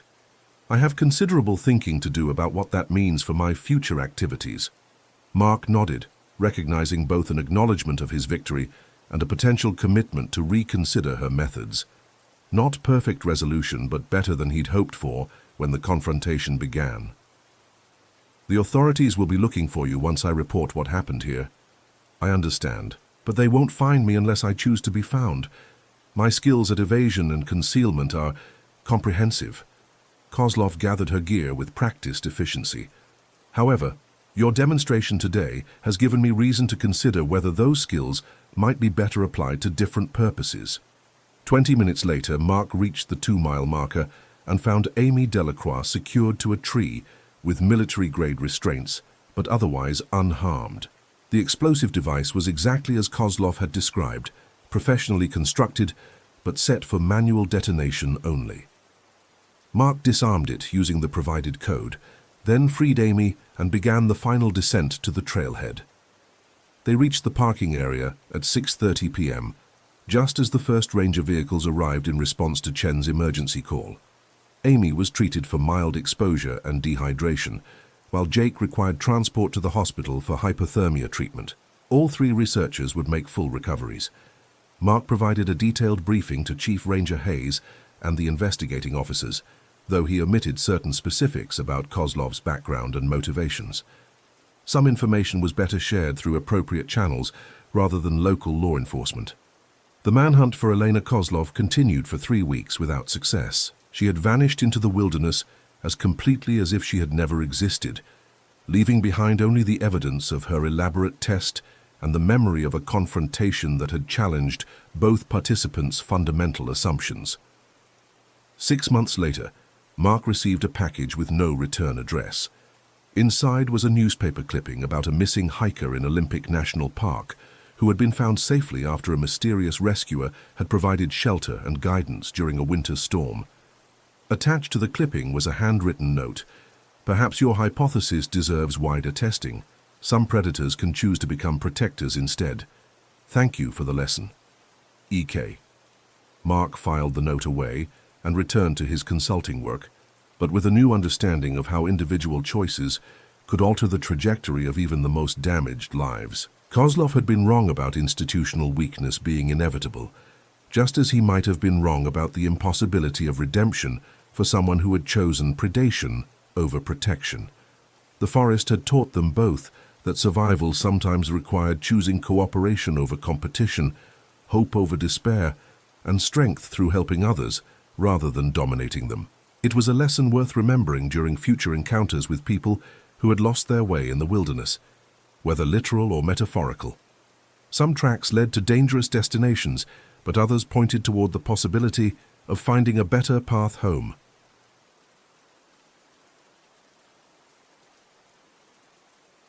Jake Thompson's morning routine hadn't changed in the 3 years since he'd left the Ranger Service. Coffee at 5:30 a.m., black and strong enough to wake the dead. Equipment check by 6 cows, GPS, radio, first aid kit, water, energy bars, and the Leatherman that had saved his ass more times than he could count. The only difference now was that he carried these things in a civilian backpack instead of a government-issued one. And instead of patrolling for the National Park Service, he tracked missing persons for families who couldn't afford to wait for official search parties. Today's case was Dr. Sarah Chen, a wildlife researcher who'd been studying wolverine populations in Glacier National Park's backcountry. She'd missed her scheduled radio check-in 2 days ago. The park rangers were organizing their own search, but her brother had hired Jake because he knew what 5 years of ranger experience meant. Jake could find things other people couldn't. The October air bit at his face as he parked at the Logan Pass trailhead. Autumn in Montana meant the tourist season was over, which was both good and bad. Good because he wouldn't have to navigate around families taking selfies. Bad because if something had gone wrong, Sarah Chen was alone up there with winter approaching fast. Jake shouldered his pack and started up the Highline Trail. The sun was just breaking over the Continental Divide, painting the peaks orange and pink. Beautiful country, but unforgiving. He'd seen experienced hikers make fatal mistakes here simply because they underestimated how quickly weather could change at elevation. 15 minutes into the hike, he noticed the first anomaly. Birds, or rather the lack of them. The trail should have been alive with morning activity. Mountain chickadees, Clark's nutcrackers, maybe a few gray jays looking for handouts from passing hikers. Instead, the forest was silent, except for the crunch of his boots on frost-covered leaves. Jake stopped walking and listened. In his ranger days, he'd learned that nature had rhythms, and when those rhythms broke, it usually meant something was wrong. Predators moving through an area, Weather moving in, or sometimes human activity where it didn't belong. He pulled out his binoculars and scanned the tree line. Nothing obvious, but the feeling persisted. Something had spooked the wildlife. 30 minutes further up the trail, he found Dr. Chen's first campsite. Her tent was gone, but the fire ring showed recent use. Jake knelt beside the cold ashes and ran them through his fingers. At least 2 days old, maybe 3. The burn pattern told him she'd been careful. Stones properly arranged, fire built down to coals before she'd doused it. An experienced camper. What bothered him was the footprint beside the fire ring. Jake had tracked everything from lost hikers to black bears to the occasional mountain lion. He could tell you a person's approximate weight, gait, and sometimes even their emotional state from their tracks. This print was clean, well defined in a patch of soft earth that had been protected from the wind. Size 11 boot, probably a hiking boot based on the tread pattern. The depth suggested someone around 180 pounds. The problem was the print was facing the wrong direction. Dr. Chen's brother had provided photos. She was maybe 120 pounds soaking wet and wore a size 7 boot. This print belonged to someone else entirely. Someone who had been standing beside her fire ring, facing away from the trail toward the deeper wilderness. Jake photographed the print with his phone and took GPS coordinates. His first special ability, exceptional tracking, had already kicked in. Most people would have missed the footprint entirely, dismissed it as belonging to another hiker passing through. But Jake could see what others couldn't. The slight scuff marks that suggested the person had stood there for a while, shifting their weight, watching something in the distance. He followed Dr. Chen's route deeper into the park. Her trail was easy to follow at first. Broken twigs at knee height, disturbed ground cover, the occasional clear footprint in soft soil. She'd been heading toward Hidden Lake, probably to set up camera traps for the Wolverine study. An hour later, the trail became harder to read. Not because Dr. Chen had gotten better at hiding her passage, but because someone else had deliberately obscured it. Jake crouched beside a fallen log, where Chen's trail should have continued. The ground had been swept with a branch, carefully but not perfectly. Someone had tried to erase her tracks while leaving just enough sign to make it look natural. It was skilled work, the kind of thing that would fool most searchers. But Jake's investigative intuition, his fourth special ability, was telling him this wasn't random. The obscured trail was too neat, too systematic. Someone with tracking knowledge had done this. Someone who understood how search and rescue teams operated. The temperature was dropping faster than it should have been for this time of day. Jake checked his watch. 9:30 a.m. The sun should have warmed the air by now, but instead, a chill was settling into the valley like cold water filling a basin. His second special ability, nature reading, was screaming warnings. The silence wasn't just unusual. It was wrong. Animals didn't just leave an area without reason. They fled from fires, storms, or predators. Since Jake could see clear skies and smell no smoke, that left predators. The question was, what kind?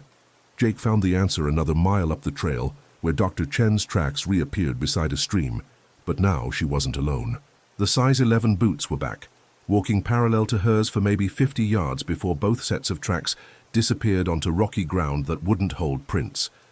That was when Jake's third special ability kicked in. Human presence detection had kept him alive more than once during his ranger days, warning him when bears were close or when drunk campers were about to do something stupid. Now it was telling him something else entirely. He was being watched. The feeling started as a prickle between his shoulder blades, the same sensation you get when someone stares at you across a crowded room. Jake didn't look around immediately. Instead, he continued studying the tracks while his peripheral vision swept the surrounding forest. There, a glint of reflected light from a ridgeline maybe 400 yards away. Too steady to be water, too bright to be rock, binoculars or a scope. Jake casually stood and took a drink from his water bottle, using the motion to get a better look at the ridge. The glint disappeared. Whoever was up there knew he'd been spotted and had pulled back. Well, hell, Jake muttered. This wasn't a simple missing person case anymore.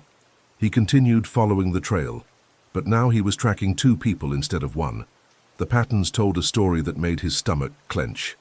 Dr. Chen's footprints showed a normal hiking gait for the first 2 miles. Then they began to show signs of stress, deeper toe impressions, suggesting she was leaning forward more, walking faster. By the 3rd mile, her prints showed she was running. The size 11 boots maintained their steady, measured pace throughout. Jake's radio crackled to life. "Thompson, this is Ranger Station. You copy?" "I copy. Go ahead. Just checking your position. You still on the Highline Trail?" Jake frowned. He hadn't filed a detailed route plan with the Park Service, just a general area of operation. "Affirmative. About 3 miles in. Any particular reason you're asking?" "Thought we heard radio chatter on your frequency earlier. Wanted to make sure it was you." "Negative. I haven't used the radio since I checked in this morning." A pause. "Copy that. Just be careful out there, Thompson. Something feels off today." The radio went silent, leaving Jake with more questions than answers. Someone else was using his frequency. That suggested either very sophisticated equipment or someone with inside knowledge of search and rescue protocols. He found Dr. Chen's second campsite an hour later, nestled in a grove of aspens whose golden leaves provided good concealment from above. This time her tent was still standing. Jake approached carefully, every instinct telling him to expect the worst. But the tent was empty, with no signs of violence. Dr. Chen's sleeping bag was rolled neatly, her research equipment organized in waterproof cases. Everything suggested she'd broken camp normally and moved on, except for the note pinned to her camp chair. It was written on standard notebook paper in block letters. "She's safe for now, but you're more interesting, Jake." Jake photographed the note before touching it, then used a stick to lift it carefully. No other markings, no signature. But the message was clear. Whoever had Dr. Chen knew Jake was coming, knew his name and wanted to play games. His 5th special ability, natural orientation, had gotten him out of more than one tight spot over the years. Even in complete darkness, even in areas he'd never visited before, Jake could sense direction and navigate terrain that would leave other people hopelessly lost. Now it was telling him something useful. There was a small cabin about 2 miles northeast of his current position, an old ranger station that had been abandoned for decades. If someone wanted to hide a person in this area, the cabin would be perfect. Jake packed his gear and started moving. The trail he followed now wasn't on any map. It was a game trail that switchbacked up a steep slope toward a plateau that most hikers never visited. The going was tough, but Jake had spent years scrambling over worse terrain. Halfway up the slope, his radio crackled again, but this time the voice wasn't from the ranger station. "Good afternoon, Jake. Beautiful day for a hike, isn't it?" The voice was calm, educated, with just a hint of an accent Jake couldn't place. He stopped walking and keyed his radio. "Who is this?" "Someone who's been looking forward to meeting you for a long time. Your reputation precedes you, you know. 5 years as a ranger, exemplary service record, natural talent for finding things other people miss. Tell me, are you enjoying the hunt so far?" Jake looked around, trying to spot his observer. The voice suggested someone comfortable with the situation, someone in control. "Where's Dr. Chen?" "She's safe. Uncomfortable, perhaps, but safe. I'm much more interested in you at the moment." "What do you want?" A chuckle came over the radio. "To see if you're as good as everyone says you are. So far, I'm impressed. You found my first trail marker, noticed the swept ground, detected my observation post. Very professional work. Trail marker.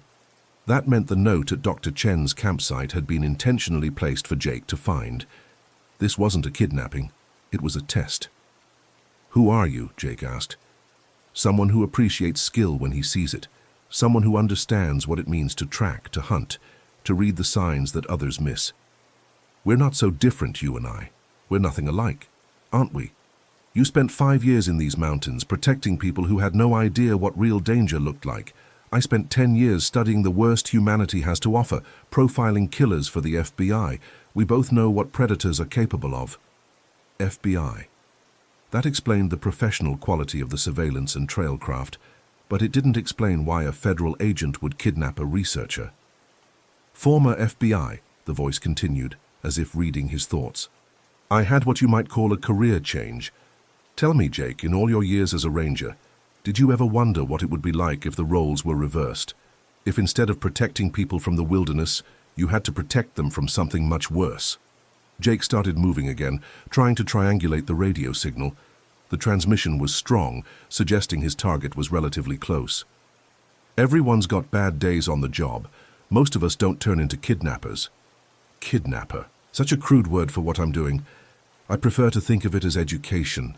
Dr. Chen is learning what it feels like to be truly helpless, truly vulnerable. And you, Jake, are learning what it feels like to be hunted by someone who actually knows what he's doing. The plateau opened up ahead of Jake, a flat expanse of granite and scattered pines. In the distance, maybe half a mile away, he could see the dark outline of the abandoned cabin. Smoke was rising from its chimney. "You see it now, don't you?" the voice said. "Home, sweet home. But before you join us, I want you to understand something about me, about why I do what I do." Jake moved from tree to tree, using cover to approach the cabin. His human presence detection was going crazy now, warning him of danger from multiple directions. 3 years ago, the voice continued, I was Dr. Marcus Webb, forensic psychologist, specialist in behavioral analysis. I helped catch monsters for a living. Serial killers, rapists, child murderers. I could get inside their heads, understand their patterns, predict their next moves. I was very good at my job. Jake reached the edge of the clearing around the cabin. The structure was larger than he'd remembered, with a covered porch and multiple rooms. Perfect for holding someone prisoner. I was working a case in Seattle. The Cascade Killer, the media called him. 7 victims over 2 years, all hikers taken from trails just like this one. We were close to catching him. So close I could taste it. But the task force commander pulled me off the case. Jake circled the cabin, looking for the best approach. The front door was visible from his position, but there could be other entrances. His spatial memory, his 6th and most reliable special ability, was mapping every detail of the terrain around the building. Want to know why they pulled me off the case, Jake? Because my wife and daughter were hiking the same trails where the killer was hunting. The commander thought I was too emotionally invested, might make poor decisions. So he sent me to Quantico for a week of mandatory consultation while someone else took over my investigation. Jake found what he was looking for, a basement window on the cabin's north side, partially concealed by overgrown brush. If Dr. Chen was being held inside, that would be the most likely location. The killer took my family while I was in Virginia, attending seminars on professional objectivity. Sarah was 8 years old. Amanda was 34. They found their bodies 2 weeks later. Jake felt a chill that had nothing to do with the mountain air. He was dealing with someone who had lost everything and had nothing left to lose. The really beautiful part, Dr. Webb's voice continued, was that they caught the Cascade Killer 6 months later using my original profile. Everything I'd predicted came true. If they'd trusted my work, instead of worrying about my emotional state, my family would still be alive. Jake reached the basement window.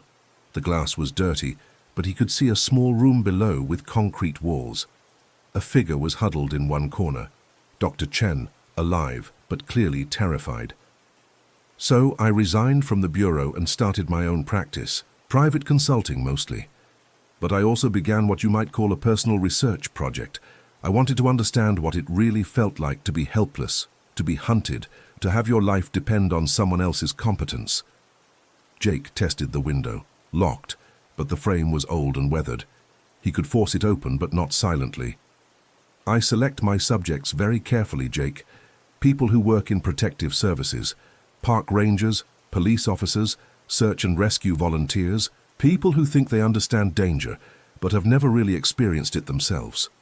The radio crackled with static, then Webb's voice returned, closer now. You're at the window, aren't you? Looking at Dr. Chen, trying to figure out how to get her out without alerting me.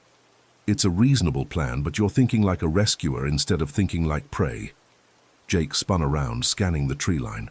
Webb was close enough to observe his movements in real time. The basement only has one exit, Jake.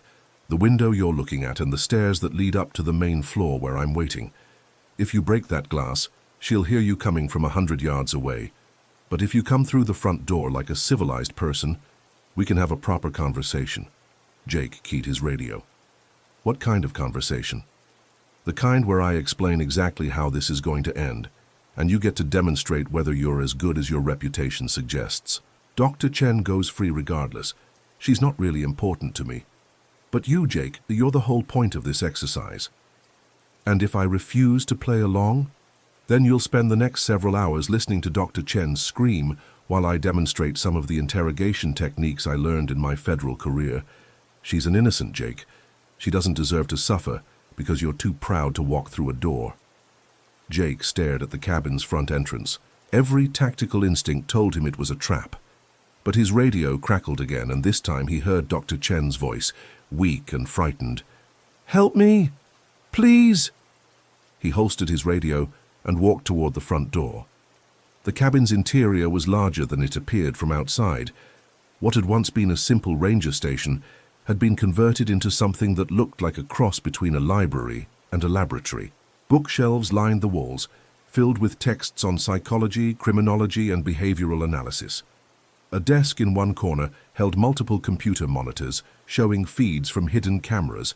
Jake realized he'd been under surveillance for most of the day. Dr. Marcus Webb stood in the center of the room, and Jake was surprised by how normal he looked. Medium height, brown hair going gray at the temples, wire-rimmed glasses. He could have been a college professor or an accountant.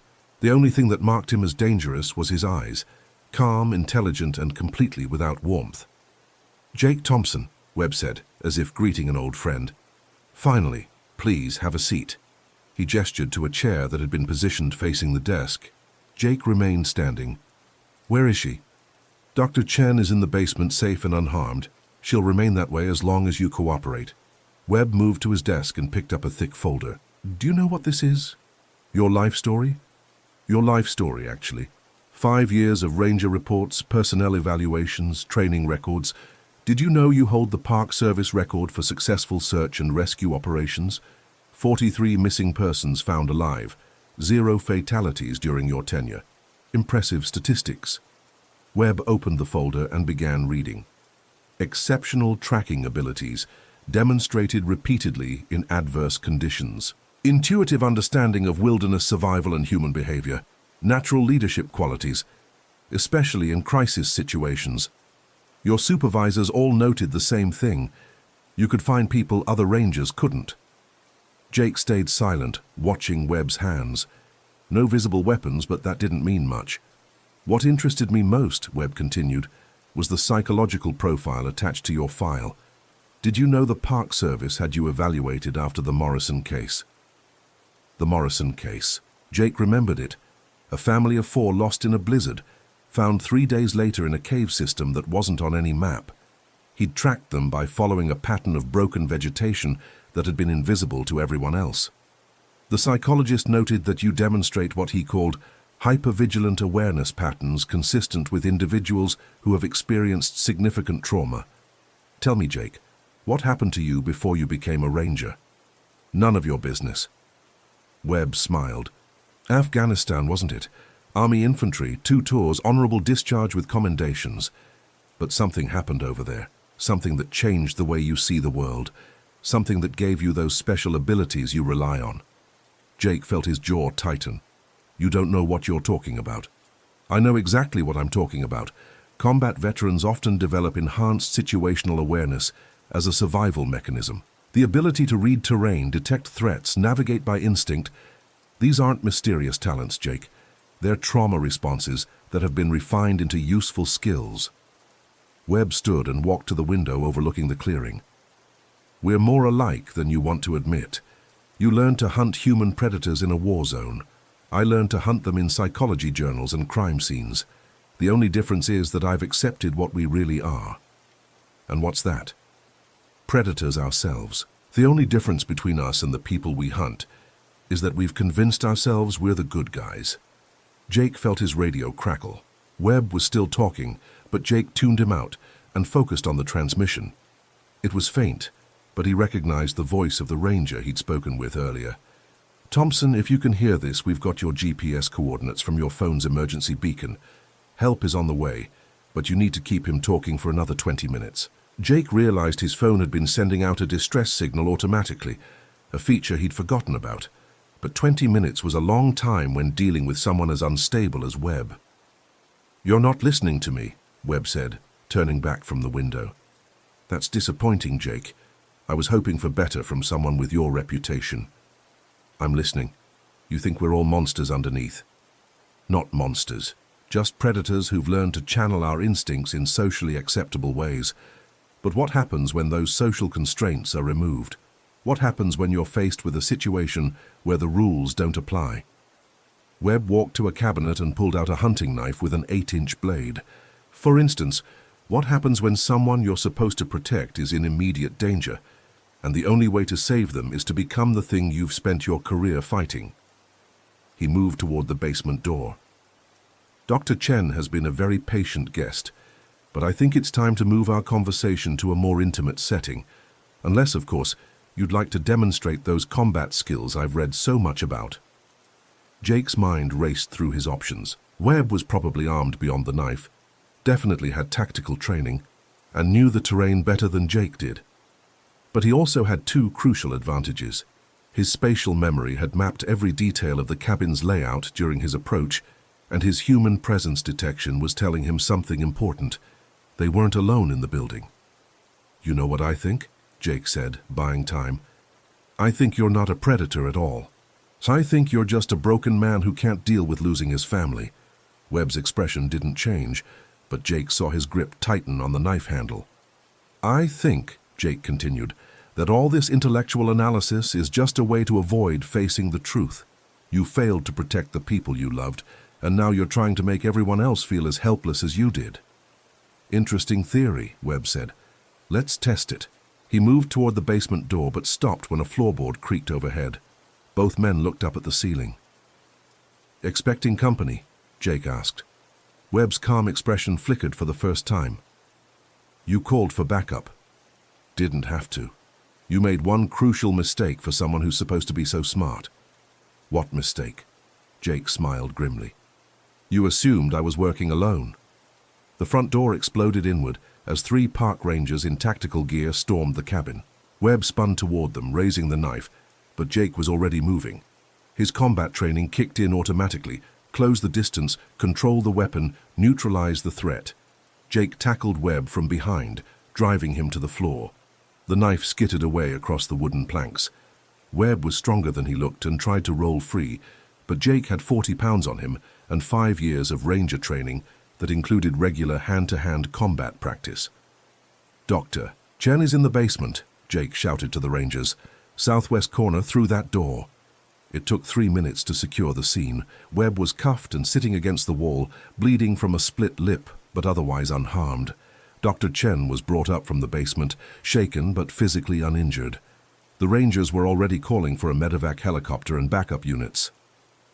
"How did you know?" Webb asked as Jake checked Dr. Chen for injuries. Jake looked at him. "Know what?" "That they were coming. Your radio was dead. I've been jamming the frequency for the last hour." Jake pulled out his phone and showed Webb the screen. "Emergency GPS beacon. Automatic activation when the device detects a prolonged period of stress. Military surplus equipment. They don't make it like they used to." Webb stared at the phone, then began to laugh. Not the bitter laugh of a defeated man, but genuine amusement.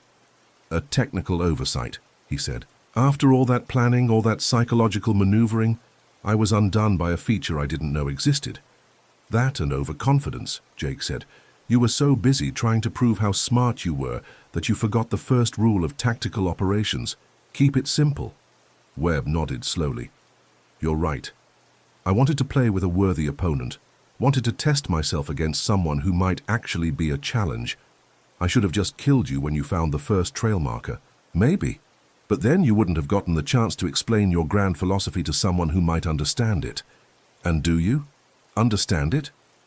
Jake considered the question while the rangers prepared Webb for transport. "I understand losing people you're supposed to protect. I understand how that can break something inside you. But I don't understand deciding that everyone else should suffer for it." "What's the difference between us then? What makes you the hero and me the villain?"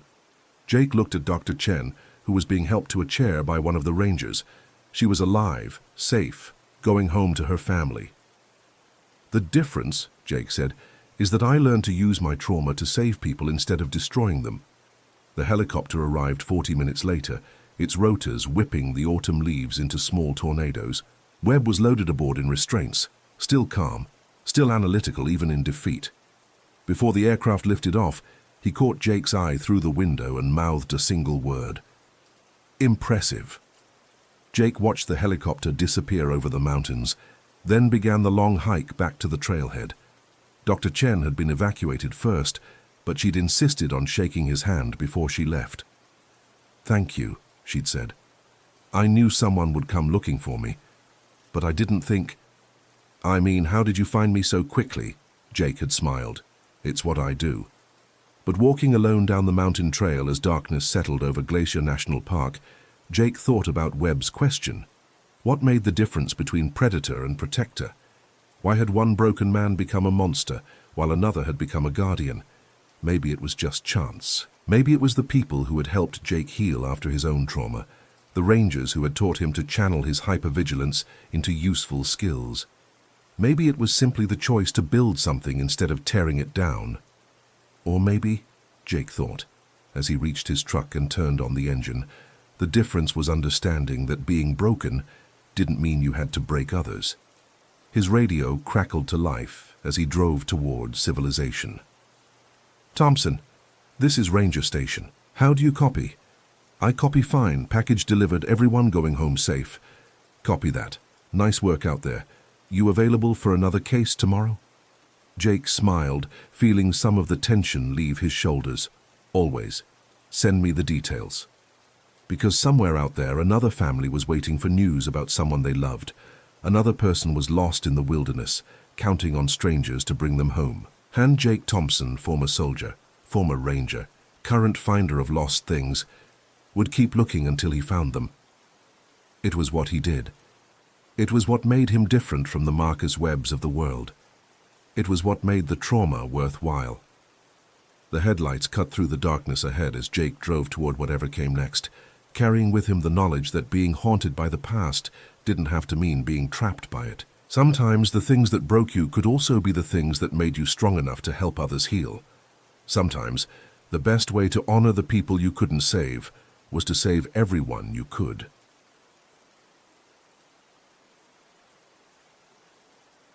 Drew Sullivan pulled his truck into the empty parking area at the Apgar trailhead as the first grey light touched the peaks of Glacier National Park. November had arrived early this year, bringing with it a bitter cold that made his breath visible in steady puffs as he stepped onto the gravel. 6 years of working these mountains as a ranger had taught him to read the subtle signs, the way the wind carried snow from the high passes, the particular silence that preceded a serious storm. Today felt different, though, heavy in a way that had nothing to do with weather. He'd gotten the call at 5 a.m. 3 hunters, experienced locals who knew these trails, had failed to return from what should have been a 2-day elk hunt. Their wives had waited the extra day before calling it in, which put them at 72 hours overdue. In November, in Glacier, 72 hours could mean the difference between a rescue and a recovery. Drew methodically checked his pack. Emergency shelter, first aid kit, rope, headlamp with extra batteries, emergency beacon, water purification tablets, high-calorie rations for 3 days. His service pistol rode in its chest holster, a habit from his ranger days that civilian work hadn't broken. The GPS unit clipped to his belt felt reassuring, though he'd never actually needed it. Some rangers relied on technology. Drew trusted his instincts. The missing hunters were Mark Chen, a local outfitter with 15 years in these mountains, his brother-in-law Dave Kowalski, an experienced hunter, and Tom Bradley, a regular client who made this trip annually. Their planned route would take them up the Calmers Creek Trail to the high meadows, where elk typically gathered, before the hard snows drove them to lower elevations. Drew started up the trail at 6:30 a.m., his stride falling into the efficient rhythm that would carry him 12 miles without fatigue. The path was familiar. Every route, every switchback, every vista point marked in his memory like coordinates on a map. But within the first mile, something felt wrong. The exceptional tracking ability that had made Drew legendary among his fellow rangers kicked in immediately. Most people saw a trail as a simple path through the forest. Drew saw it as a detailed story written in disturbed earth, broken vegetation, and subtle scent traces. Every footprint told him about the person who made it, their weight, their gait, whether they were tired or fresh, carrying a heavy pack or traveling light. The hunter's trail was there, clear as print to his trained eye. 3 sets of boots, all wearing the heavy lugged soles favored by serious hunters. Chen walked with a slight favor to his left leg, an old injury Drew remembered from their conversations at the ranger station. Kowalski's prints showed the careful, measured steps of someone carrying a heavy pack. Bradley's stride was shorter, but confident. The walk of a man comfortable in the wilderness despite spending most of his year behind a desk in Helena. What bothered Drew was what he didn't see. No game trails crossing their path. No deer sign. No elk droppings. In November, these meadows should show evidence of the migration that brought herds down from the high country. Instead, the forest felt empty. By mile 3, Drew's nature reading ability was screaming warnings at him. The silence was profound and unnatural. No bird calls, no squirrel chatter, no distant bugling of elk. Even the wind seemed muted, as if the forest itself was holding its breath. He'd encountered this before, usually just before finding a bear kill or the scene of some predator's recent hunt. But this felt different, more deliberate. Drew stopped at a stream crossing where the hunters had obviously paused to filter water. Their boot prints were clear in the muddy bank, but something else caught his attention. A 4th set of prints, barely visible in the rocky area upstream. Someone wearing different boots, lighter soles, more expensive. The stride pattern suggested someone taller than any of the 3 hunters, someone who moved with careful precision rather than the determined trudge of men carrying hunting packs. His human presence detection ability had been developing since childhood, though he'd never really understood it until his ranger training. Some people called it intuition, others dismissed it as imagination. Drew knew it as a reliable early warning system that had kept him alive through encounters with bears, unstable terrain, and more than one dangerous human over the years. Right now, that ability was sending a clear signal. Someone was watching him. He continued up the trail, but began employing the tactical movement techniques his ranger training had drilled into him. Rather than following the obvious path, he moved parallel to it, using tree cover and natural concealment while keeping the trail in sight. His breathing remained steady, his movements deliberate. To any observer, he might appear to be simply navigating around deadfall or seeking easier ground. In reality, he was beginning to hunt the hunter. At mile 5, Drew found the first evidence that this was no ordinary search and rescue mission.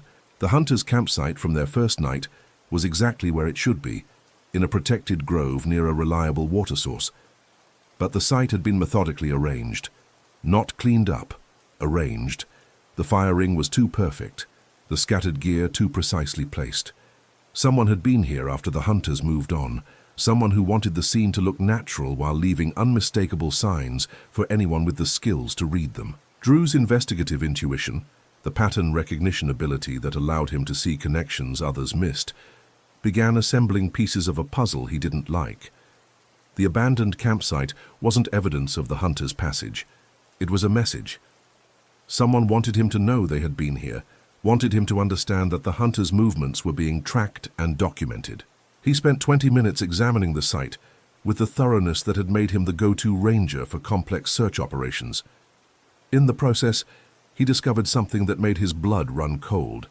Scratched into the bark of a large pine tree, barely visible unless you knew exactly where to look, was a simple message. "Welcome to the game, Ranger Sullivan." Someone knew he was coming. Someone had been expecting him specifically. Drew's mind raced through the implications. The hunters hadn't simply gotten lost or injured. They were being hunted by someone who had studied Drew's background thoroughly enough to know his reputation and methods. This wasn't a rescue mission anymore. It was a trap. The smart move would be to retreat, call in backup, treat this as a law enforcement situation rather than a search and rescue. But 3 men were missing, and with the storm system moving in from the northwest, they might not survive another night exposed on the mountain.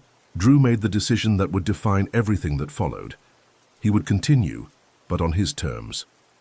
The next 3 miles took him 2 hours as he employed every stealth technique he'd learned in 6 years of tracking both animals and humans through challenging terrain. His natural orientation ability kept him positioned perfectly relative to the trail while moving through dense forest that would have left most people hopelessly lost. He found signs of the hunter's passage, but also increasing evidence of their stalker. The unknown fourth person was good, better than good. Military training, Drew concluded, after examining several nearly invisible signs of passage. The spacing of steps, the way vegetation was disturbed, the selection of routes that provided tactical advantage while remaining concealed from the trail. This person moved with the confidence of someone accustomed to hostile environments. At the 7-mile mark, Drew discovered why the forest felt so empty of wildlife. A deer carcass, several days old, hung from a tree branch 20 yards off the trail. Not a natural predator kill, and definitely not the work of hunters. The animal had been expertly field-dressed and positioned where predator scents would drive other game away from the area. Someone was systematically clearing the forest of witnesses. Drew's equipment check revealed the first sign of direct interference. His GPS unit was functioning, but the satellite signal was weak and intermittent. Possible natural interference from the incoming storm, but the timing felt too convenient. Someone with knowledge of electronic warfare techniques was jamming his navigation equipment. The radio check was worse, static on all channels. Either the storm was more severe than predicted, or someone was actively jamming communications. Drew was now operating in complete isolation, exactly what his unknown adversary wanted. As afternoon shadows lengthened toward the early winter darkness, Drew reached the meadow where the hunters had planned to make their main camp. The site was empty, but his tracking ability immediately identified a problem. The hunters' trail ended here abruptly. No gradual dispersal as they spread out to hunt. No continuation toward alternative campsites. Their tracks simply stopped in the middle of the meadow, as if they had vanished into thin air. 40 minutes of detailed examination revealed the truth. The area had been swept clean with pine boughs, obliterating most sign. But Drew's exceptional tracking found what had been missed, drag marks leading toward a rocky outcrop where tracks would be nearly impossible to follow. Someone had taken the hunters, all 3 of them, and that someone possessed the skills to nearly eliminate all evidence of the abduction. The spatial memory ability that allowed Drew to recall exact details of locations he'd visited years before suddenly provided a crucial piece of information. 3 years ago, he'd investigated reports of illegal camping in this area. Behind the rocky outcrop was a natural cave system that extended deep into the mountainside. Someone familiar with the area's hidden features was using his knowledge to significant advantage. As Drew approached the outcrop, his human presence detection ability exploded into full alarm. He was not just being watched, he was being evaluated. Someone was close enough to be studying his every movement, analyzing his capabilities, deciding when and how to act. "Very good, Ranger Sullivan." The voice came from everywhere and nowhere, echoing off rock walls in a way that made its source impossible to locate. "Your reputation wasn't exaggerated." Drew froze, every sense alert, his hand moving automatically to his weapon while his eyes scanned for movement, for shadows that didn't belong, for any sign of his observer. "I wouldn't recommend the pistol," the voice continued, still impossible to locate. "We're beyond that kind of crude solution now. Besides, I suspect you're more interested in your 3 missing hunters than in a firefight that might make their rescue impossible." Vincent Reed. Drew's investigative intuition had been working on the voice, the word choices, the confidence. Military bearing, strategic thinking, psychological manipulation techniques. Former Army intelligence, dishonorably discharged after the Kandahar incident. Silence stretched for 30 seconds before laughter echoed from the rocks. Outstanding. I wondered if anyone had put together the pattern yet. How long did it take you to work it out? The systematic elimination of wildlife, the electronic jamming, the message carved for someone you'd never met but had researched extensively. Drew continued scanning while talking, looking for any tactical advantage. "You've been planning this for months. The hunters weren't randomly selected. They were bait. Experienced locals whose disappearance would bring the best tracker in the region directly to you. Excellent analysis, though I should mention that the three gentlemen are alive and secure. For now, whether they remain that way depends entirely on how this game develops. Drew's mind raced through the tactical situation. Unknown number of adversaries, though the voice suggested a single individual with support resources. Hostages to consider. Terrain advantages entirely in favor of his opponent. Communications compromised. Weather deteriorating. Every conventional advantage belonged to Reed. But Drew had spent 6 years in these mountains, learning every trail, every shelter, every water source. His spatial memory held detailed knowledge of terrain features that weren't on any map, and Reed, for all his planning, was operating in Drew's backyard. "What do you want?" Drew asked, still moving slowly toward better cover. "I want to see if legends are earned or simply repeated. Do you know what happened in Kandahar, Sullivan?" Drew did know. The classified operation that had gone wrong, the unit abandoned by command, the sole survivor who'd walked out of the Hindu Kush after 3 weeks alone in hostile territory. Vincent Reed had been that survivor, but he'd come home broken, filled with rage at the incompetence that had killed his men. 18 good soldiers died because desk-bound commanders made decisions about threats they'd never faced themselves. Men who'd never spent a night in actual danger determined the fate of warriors who'd proven themselves in a dozen firefights. Reed's voice carried a cold fury that spoke of years of unresolved anger. The weak deciding the fate of the strong, the unworthy passing judgment on their betters. Drew was beginning to understand Reed's twisted philosophy. "So you decided to correct that imbalance?" "I decided to find out who actually deserves to survive when survival requires more than a comfortable office and political connections. The strong, the capable, the truly prepared, they face my tests and prove their worth. The weak—" Reed's pause was eloquent. "The weak feed the mountain." "And the 3 hunters?" "Preliminary testing. They failed, I'm afraid. Good men, probably excellent in their normal environment, but not exceptional. Not worthy opponents. They're alive because they serve a purpose, bringing you here." Drew felt the pieces clicking into place. "You've done this before. The missing hikers in Colorado last year, the rock climbers in Utah, the search and rescue teams that never returned. A learning process. Each encounter taught me more about identifying true capability versus mere reputation. You, Sullivan, represent the culmination of that research. 6 years of exemplary performance, successful rescues in impossible conditions, a perfect record of finding people who had vanished completely. I've spent 8 months studying your methods, your psychology, your tactical preferences. You're the final test." Drew reached the edge of the rock outcrop and finally spotted his target. Vincent Reed stood on a ledge 40 feet above, partially concealed but clearly visible to someone who knew where to look. Tall, lean, moving with the fluid confidence of someone completely at ease in his environment. Military-issue clothing modified for wilderness use. No visible weapons, but Drew's tactical training identified at least 3 positions where firearms or other equipment could be concealed. "The rules are simple," Reed continued. "You have until sunrise to find and free your 3 hunters. The cave system extends for 2 miles underground, with dozens of branches and multiple levels. I've prepared obstacles that will test every ability you're famous for. If you succeed, everyone goes home. If you fail—" Reed shrugged. "Natural selection in action." Drew's natural orientation ability was already mapping the terrain, identifying approach routes, escape routes, tactical positions. The cave entrance was directly below Reed's position, carved into the mountainside like a wound in the rock. Getting inside would require exposing himself completely to observation and potential attack. "Why not just kill me now?" Drew asked. "You've got every advantage." Reed's smile was visible even from 40 feet away. "Because that would prove nothing.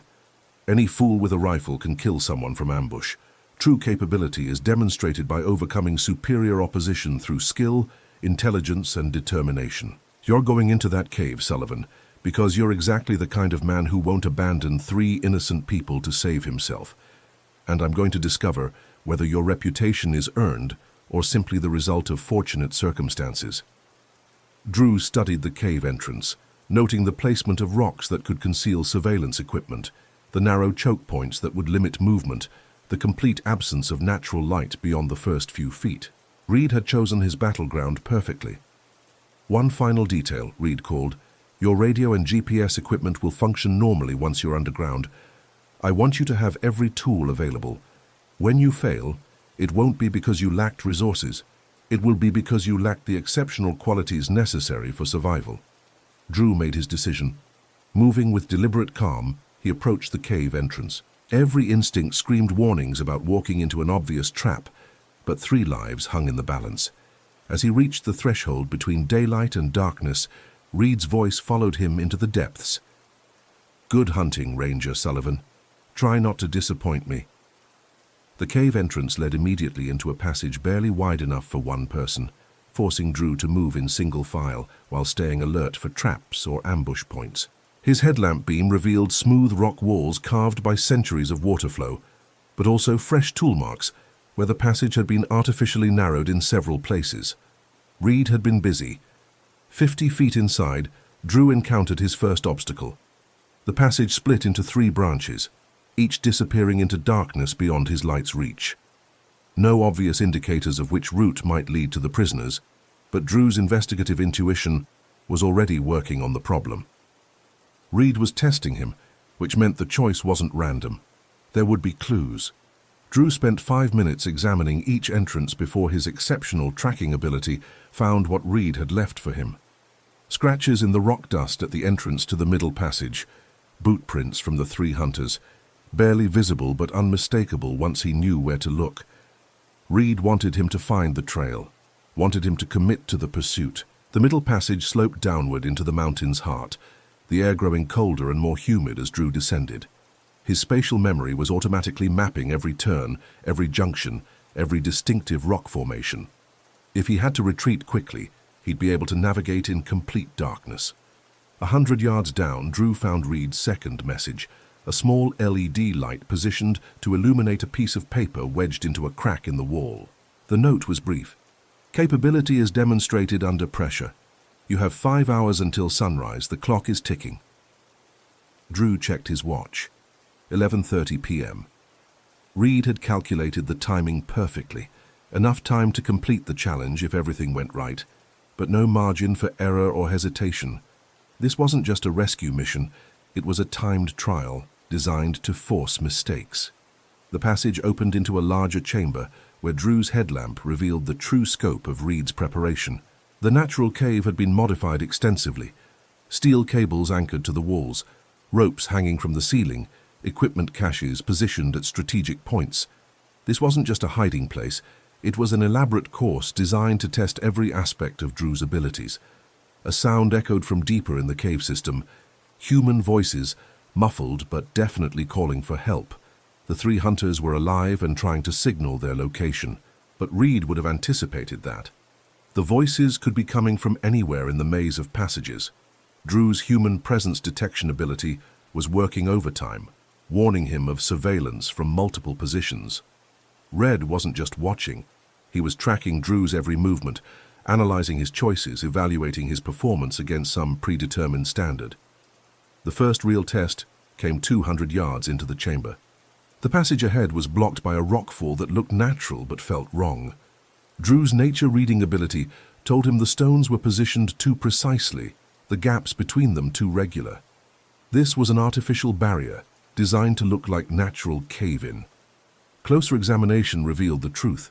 The rocks could be moved, but only in a specific sequence that would require understanding the structural engineering holding them in place. Move the wrong stone first, and the whole section would collapse, potentially killing anyone trapped behind it. Drew spent 20 minutes working out the sequence, his investigative intuition passing the visual puzzle until the solution became clear. Stone by stone, he dismantled Reed's barrier, revealing a passage that continued deeper into the mountain. "Impressive," Reed's voice echoed from speakers Drew couldn't locate. "Most people would have tried brute force and brought the whole section down. You're beginning to justify my investment of time." Drew ignored the commentary and continued deeper. The voices were stronger now, definitely coming from somewhere ahead. But his human presence detection was screaming warnings about an imminent threat. Reed was close, very close, and preparing to escalate the challenge. The passage opened into a vast underground chamber, easily 100 feet across and twice as long. Drew's headlamp beam couldn't reach the far walls, but he could hear water dripping from somewhere high above. The hunters' voices were coming from the far side of the chamber, beyond what appeared to be a natural bridge spanning an underground stream. As Drew approached the bridge, his exceptional tracking ability identified the real challenge. The wooden planks spanning the stream weren't secure. They'd been rigged to collapse under weight, but there were safe planks mixed with the trapped ones, and finding the right path would require reading signs invisible to most people. Drew tested each plank carefully, feeling for movement, checking the supports, looking for wear patterns that would indicate which planks Reed had used to cross safely. The process was slow and methodical, exactly what Reed wanted, time pressure building while Drew was forced to demonstrate his technical skills. Halfway across the bridge, Reed made his presence known directly. A spotlight blazed to life from the far side of the chamber, blinding Drew temporarily while a voice spoke from the darkness beyond the light. "You're performing adequately so far, Sullivan. Better than most who've attempted this course. But the real test is just beginning." Drew continued across the bridge, his natural orientation ability keeping him balanced despite the blinding light. 3 more planks, 2 more, 1 more, and he was across. The spotlight died immediately, leaving him night-blind but standing on solid ground. "The hunters are in the chamber ahead," Reed continued, "but reaching them requires navigating a passage I've modified specifically for someone with your skill set. Your spatial memory, your tracking ability, your intuition, everything will be tested simultaneously." Drew's headlamp revealed an entrance to what looked like a narrow tunnel carved from solid rock. But as he approached, he could see that the passage branched repeatedly, creating a 3-dimensional maze, where wrong turns could lead to dead ends or worse. 20 minutes until the first trap activates," Reed announced. 40 minutes until the second. 1 hour until I decide this experiment has run its course. I suggest you move quickly." Drew entered the maze with grim determination. This was Reed's masterpiece, the test that would determine whether Drew's reputation was earned or imaginary. Every branch point required analysis. Every turn demanded perfect recall of previous routes. The pressure of time and trapped civilians would force most people into panicked mistakes. But Drew had been preparing for this moment his entire career. 6 years of search and rescue in the most challenging terrain in North America had honed every instinct Reed was now testing. His spatial memory mapped each branch as he explored it. His tracking ability found the subtle signs Reed had left to mark the correct route. His investigative intuition passed the pattern underlying the maze's design. 15 minutes into the maze, Drew found the first trapped hunter. Mark Chen was secured to the wall of a small chamber, unharmed but unable to free himself. Reed had positioned him where freeing him would require Drew to backtrack and start over, losing precious time. "I told you the game had rules," Reed's voice echoed through hidden speakers. "Save one, lose the others. Your choice, Sullivan." Drew made a decision that would have shocked most people. He left Chen secured but safe, marking the location in his spatial memory while continuing deeper into the maze. Reed was testing his prioritization under pressure, his ability to make tactical decisions when emotional pressure demanded immediate action. 10 minutes later, he found Dave Kowalski in a similar chamber, similarly secured, requiring the same choice. Drew marked the location and continued, his resolve hardening with each step deeper into Reed's psychological laboratory.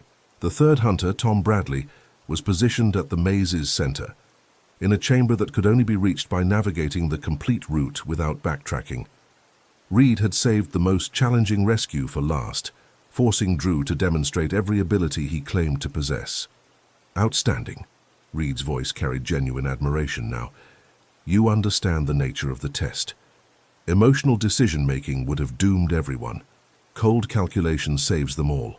You're proving worthy of the reputation." Drew reached Bradley and quickly assessed the situation.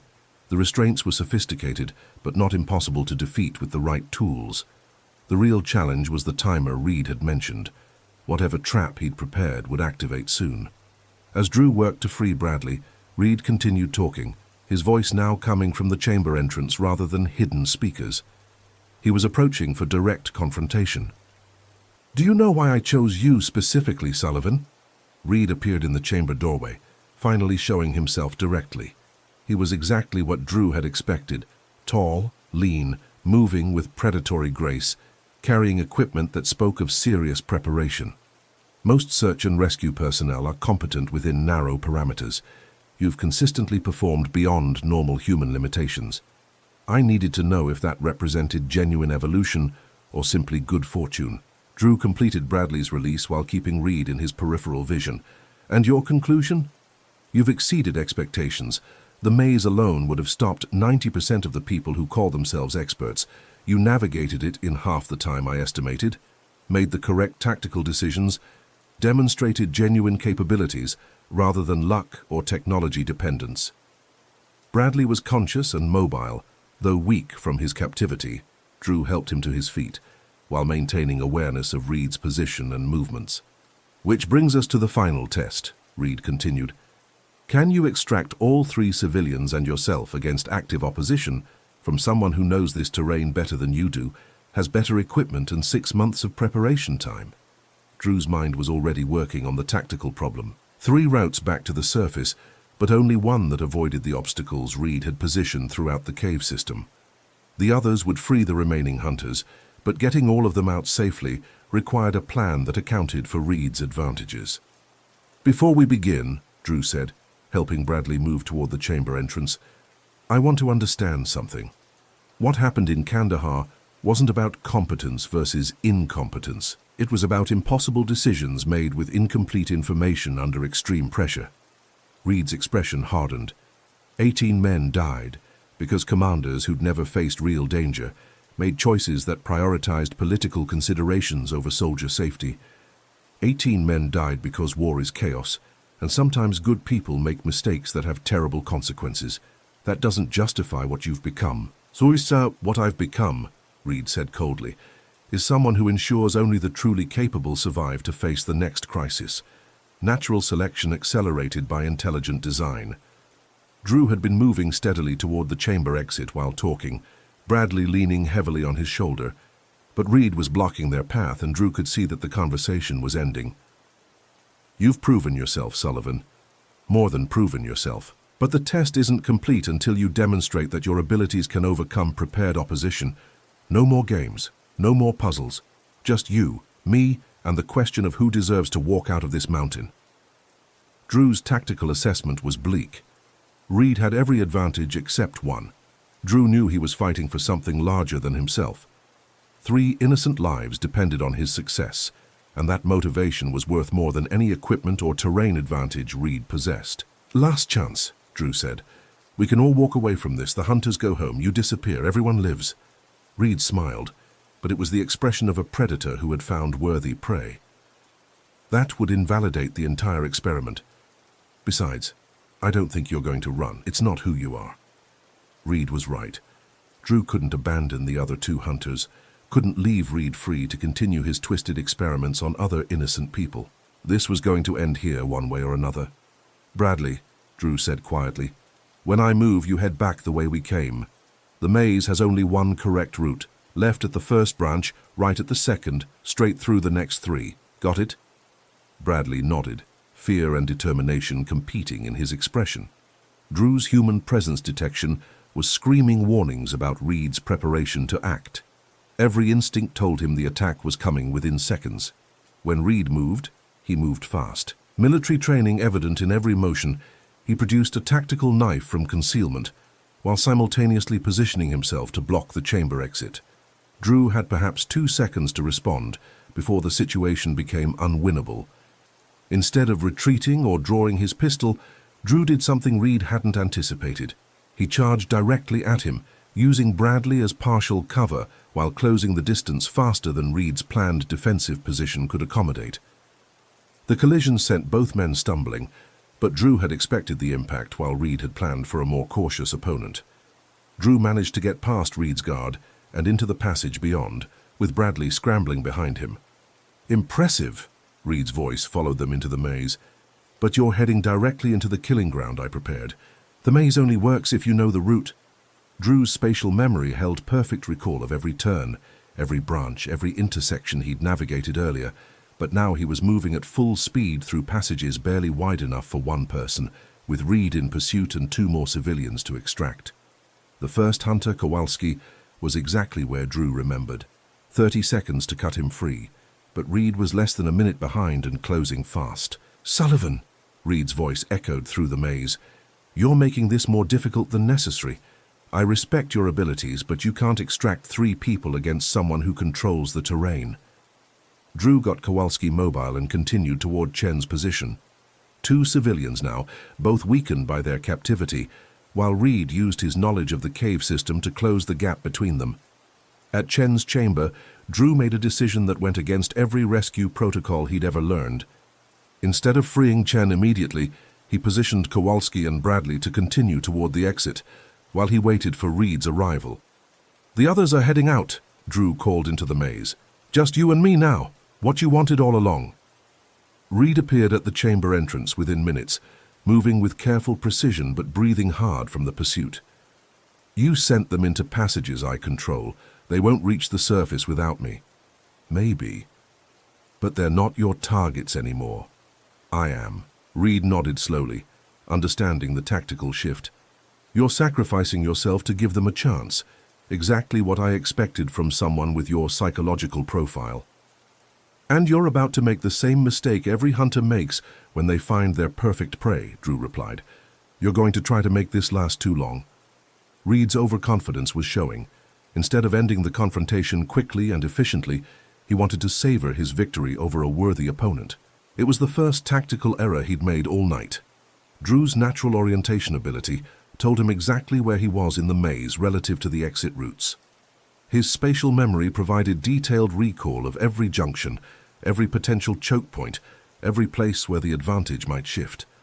And his investigative intuition was reading Reed's psychology, looking for the pattern that would reveal his next move. "You know what your problem is, Reed." Drew began backing toward the chamber's rear exit, drawing Reed deeper into the maze. "You think survival is about being the smartest, the most prepared, the most dangerous, but real survival, the kind that builds communities, that protects the innocent, that actually improves the world, that's about being willing to sacrifice for something larger than yourself." Reed followed, knife ready, confident in his superior preparation and tactical position. "Philosophy is luxury thinking, Sullivan. When resources are scarce and danger is real, only the capable survive. Everything else is wishful thinking." Drew reached the chamber's back exit and made his move. Instead of continuing deeper into the maze, he triggered a carefully planned collapse. During his initial navigation, he'd noticed that one section of the maze roof was supported by stone that could be dislodged with the right pressure applied in the right place. The calculated risk paid off. The passage behind Reed collapsed, cutting off his retreat while leaving the route to Chen's chamber clear. Now Reed was trapped in a section of maze where his superior knowledge of the layout provided no advantage. "Clever," Reed admitted, evaluating his changed situation, "but you're trapped in here with me now. And I'm still better armed and more experienced in close combat." Drew's response was to start moving again, this time leading Reed through passages where his 6 years of experience in these specific caves provided the advantage. Reed might have spent months preparing, but Drew had spent years learning every detail of the mountain's hidden spaces. The pursuit continued for 20 minutes, winding through passages that grew progressively more challenging. Drew was forcing Reed to expend energy and ammunition while moving toward terrain where his advantages became decisive. Finally, Drew reached his chosen battleground, a chamber where underground water had carved smooth walls and left scattered rocks that could serve as cover or weapons. More importantly, it was a dead end that would force Reed to commit to direct confrontation rather than relying on superior positioning. "End of the line," Reed observed, entering the chamber with knife drawn and breathing hard from the extended pursuit. "Nowhere left to run, Sullivan." Drew picked up a fist-sized stone and tested its weight. "I'm not running anymore." What followed was less a fight than a demonstration of the difference between martial skills learned in controlled environments and the desperate strength that comes from fighting for something worth dying for.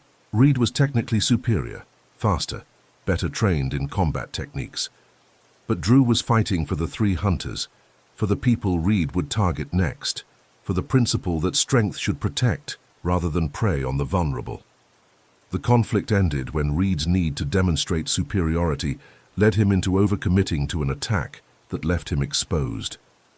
Drew's counterstrike wasn't elegant or technically perfect, but it was decisive. As Reed lay unconscious among the scattered stones, Drew checked his watch. 4:30 a.m. Sunrise was less than 2 hours away, and he still had to extract Chen and find the other 2 hunters before the storm system moving in made travel impossible. Drew secured Reed with his own equipment, then began the process of getting everyone out of the mountains safely. Chen was weak but mobile. The maze navigation was challenging with an injured person, but Drew's spatial memory made it possible. He found Bradley and Kowalski waiting at the cave entrance, having successfully navigated the route Drew had given them. All 3 hunters were alive and would recover fully from their ordeal. The hardest part was the hike back to the trailhead in deteriorating weather conditions, with 3 weakened civilians and an unconscious prisoner, but Drew's natural orientation ability guided them safely through terrain that would have been impossible for most people to navigate in near whiteout conditions. Federal agents met them at the parking area, having been summoned by the emergency beacon Drew had activated during the underground pursuit. Reed was taken into custody and would face federal charges for kidnapping and attempted murder. The investigation would reveal 3 other similar cases in neighboring states, with several missing persons presumed to be victims of Reed's experiments. 2 weeks later, Drew sat in his small cabin outside Kalispell, watching snow fall through the pine trees and thinking about Reed's twisted philosophy. The man had been brilliant, capable, and utterly wrong about what made life worth preserving. Strength didn't come from proving superiority over others. It came from using whatever abilities you possessed to protect those who needed protection. The truly dangerous people weren't the predators who hunted for sport. They were the quiet heroes who stood between predators and their victims, who risked everything to bring lost people home safely. Drew's phone rang, another search and rescue call. A family lost in the Bitterroot Range, weather closing in, local teams requesting assistance. He pulled on his boots and reached for his pack, already planning the route he'd take into the mountains. Some people were hunters, others were shepherds. Drew had always known which one he was, but Reed's challenge had proven it beyond any doubt. There would always be predators in the world, people who used their capabilities to harm rather than help. But there would also always be people willing to stand against them, to risk everything for the simple principle that the strong should protect the weak. Drew started his truck and headed toward the mountains. 3 more people needed to come home safely, and he had work to do,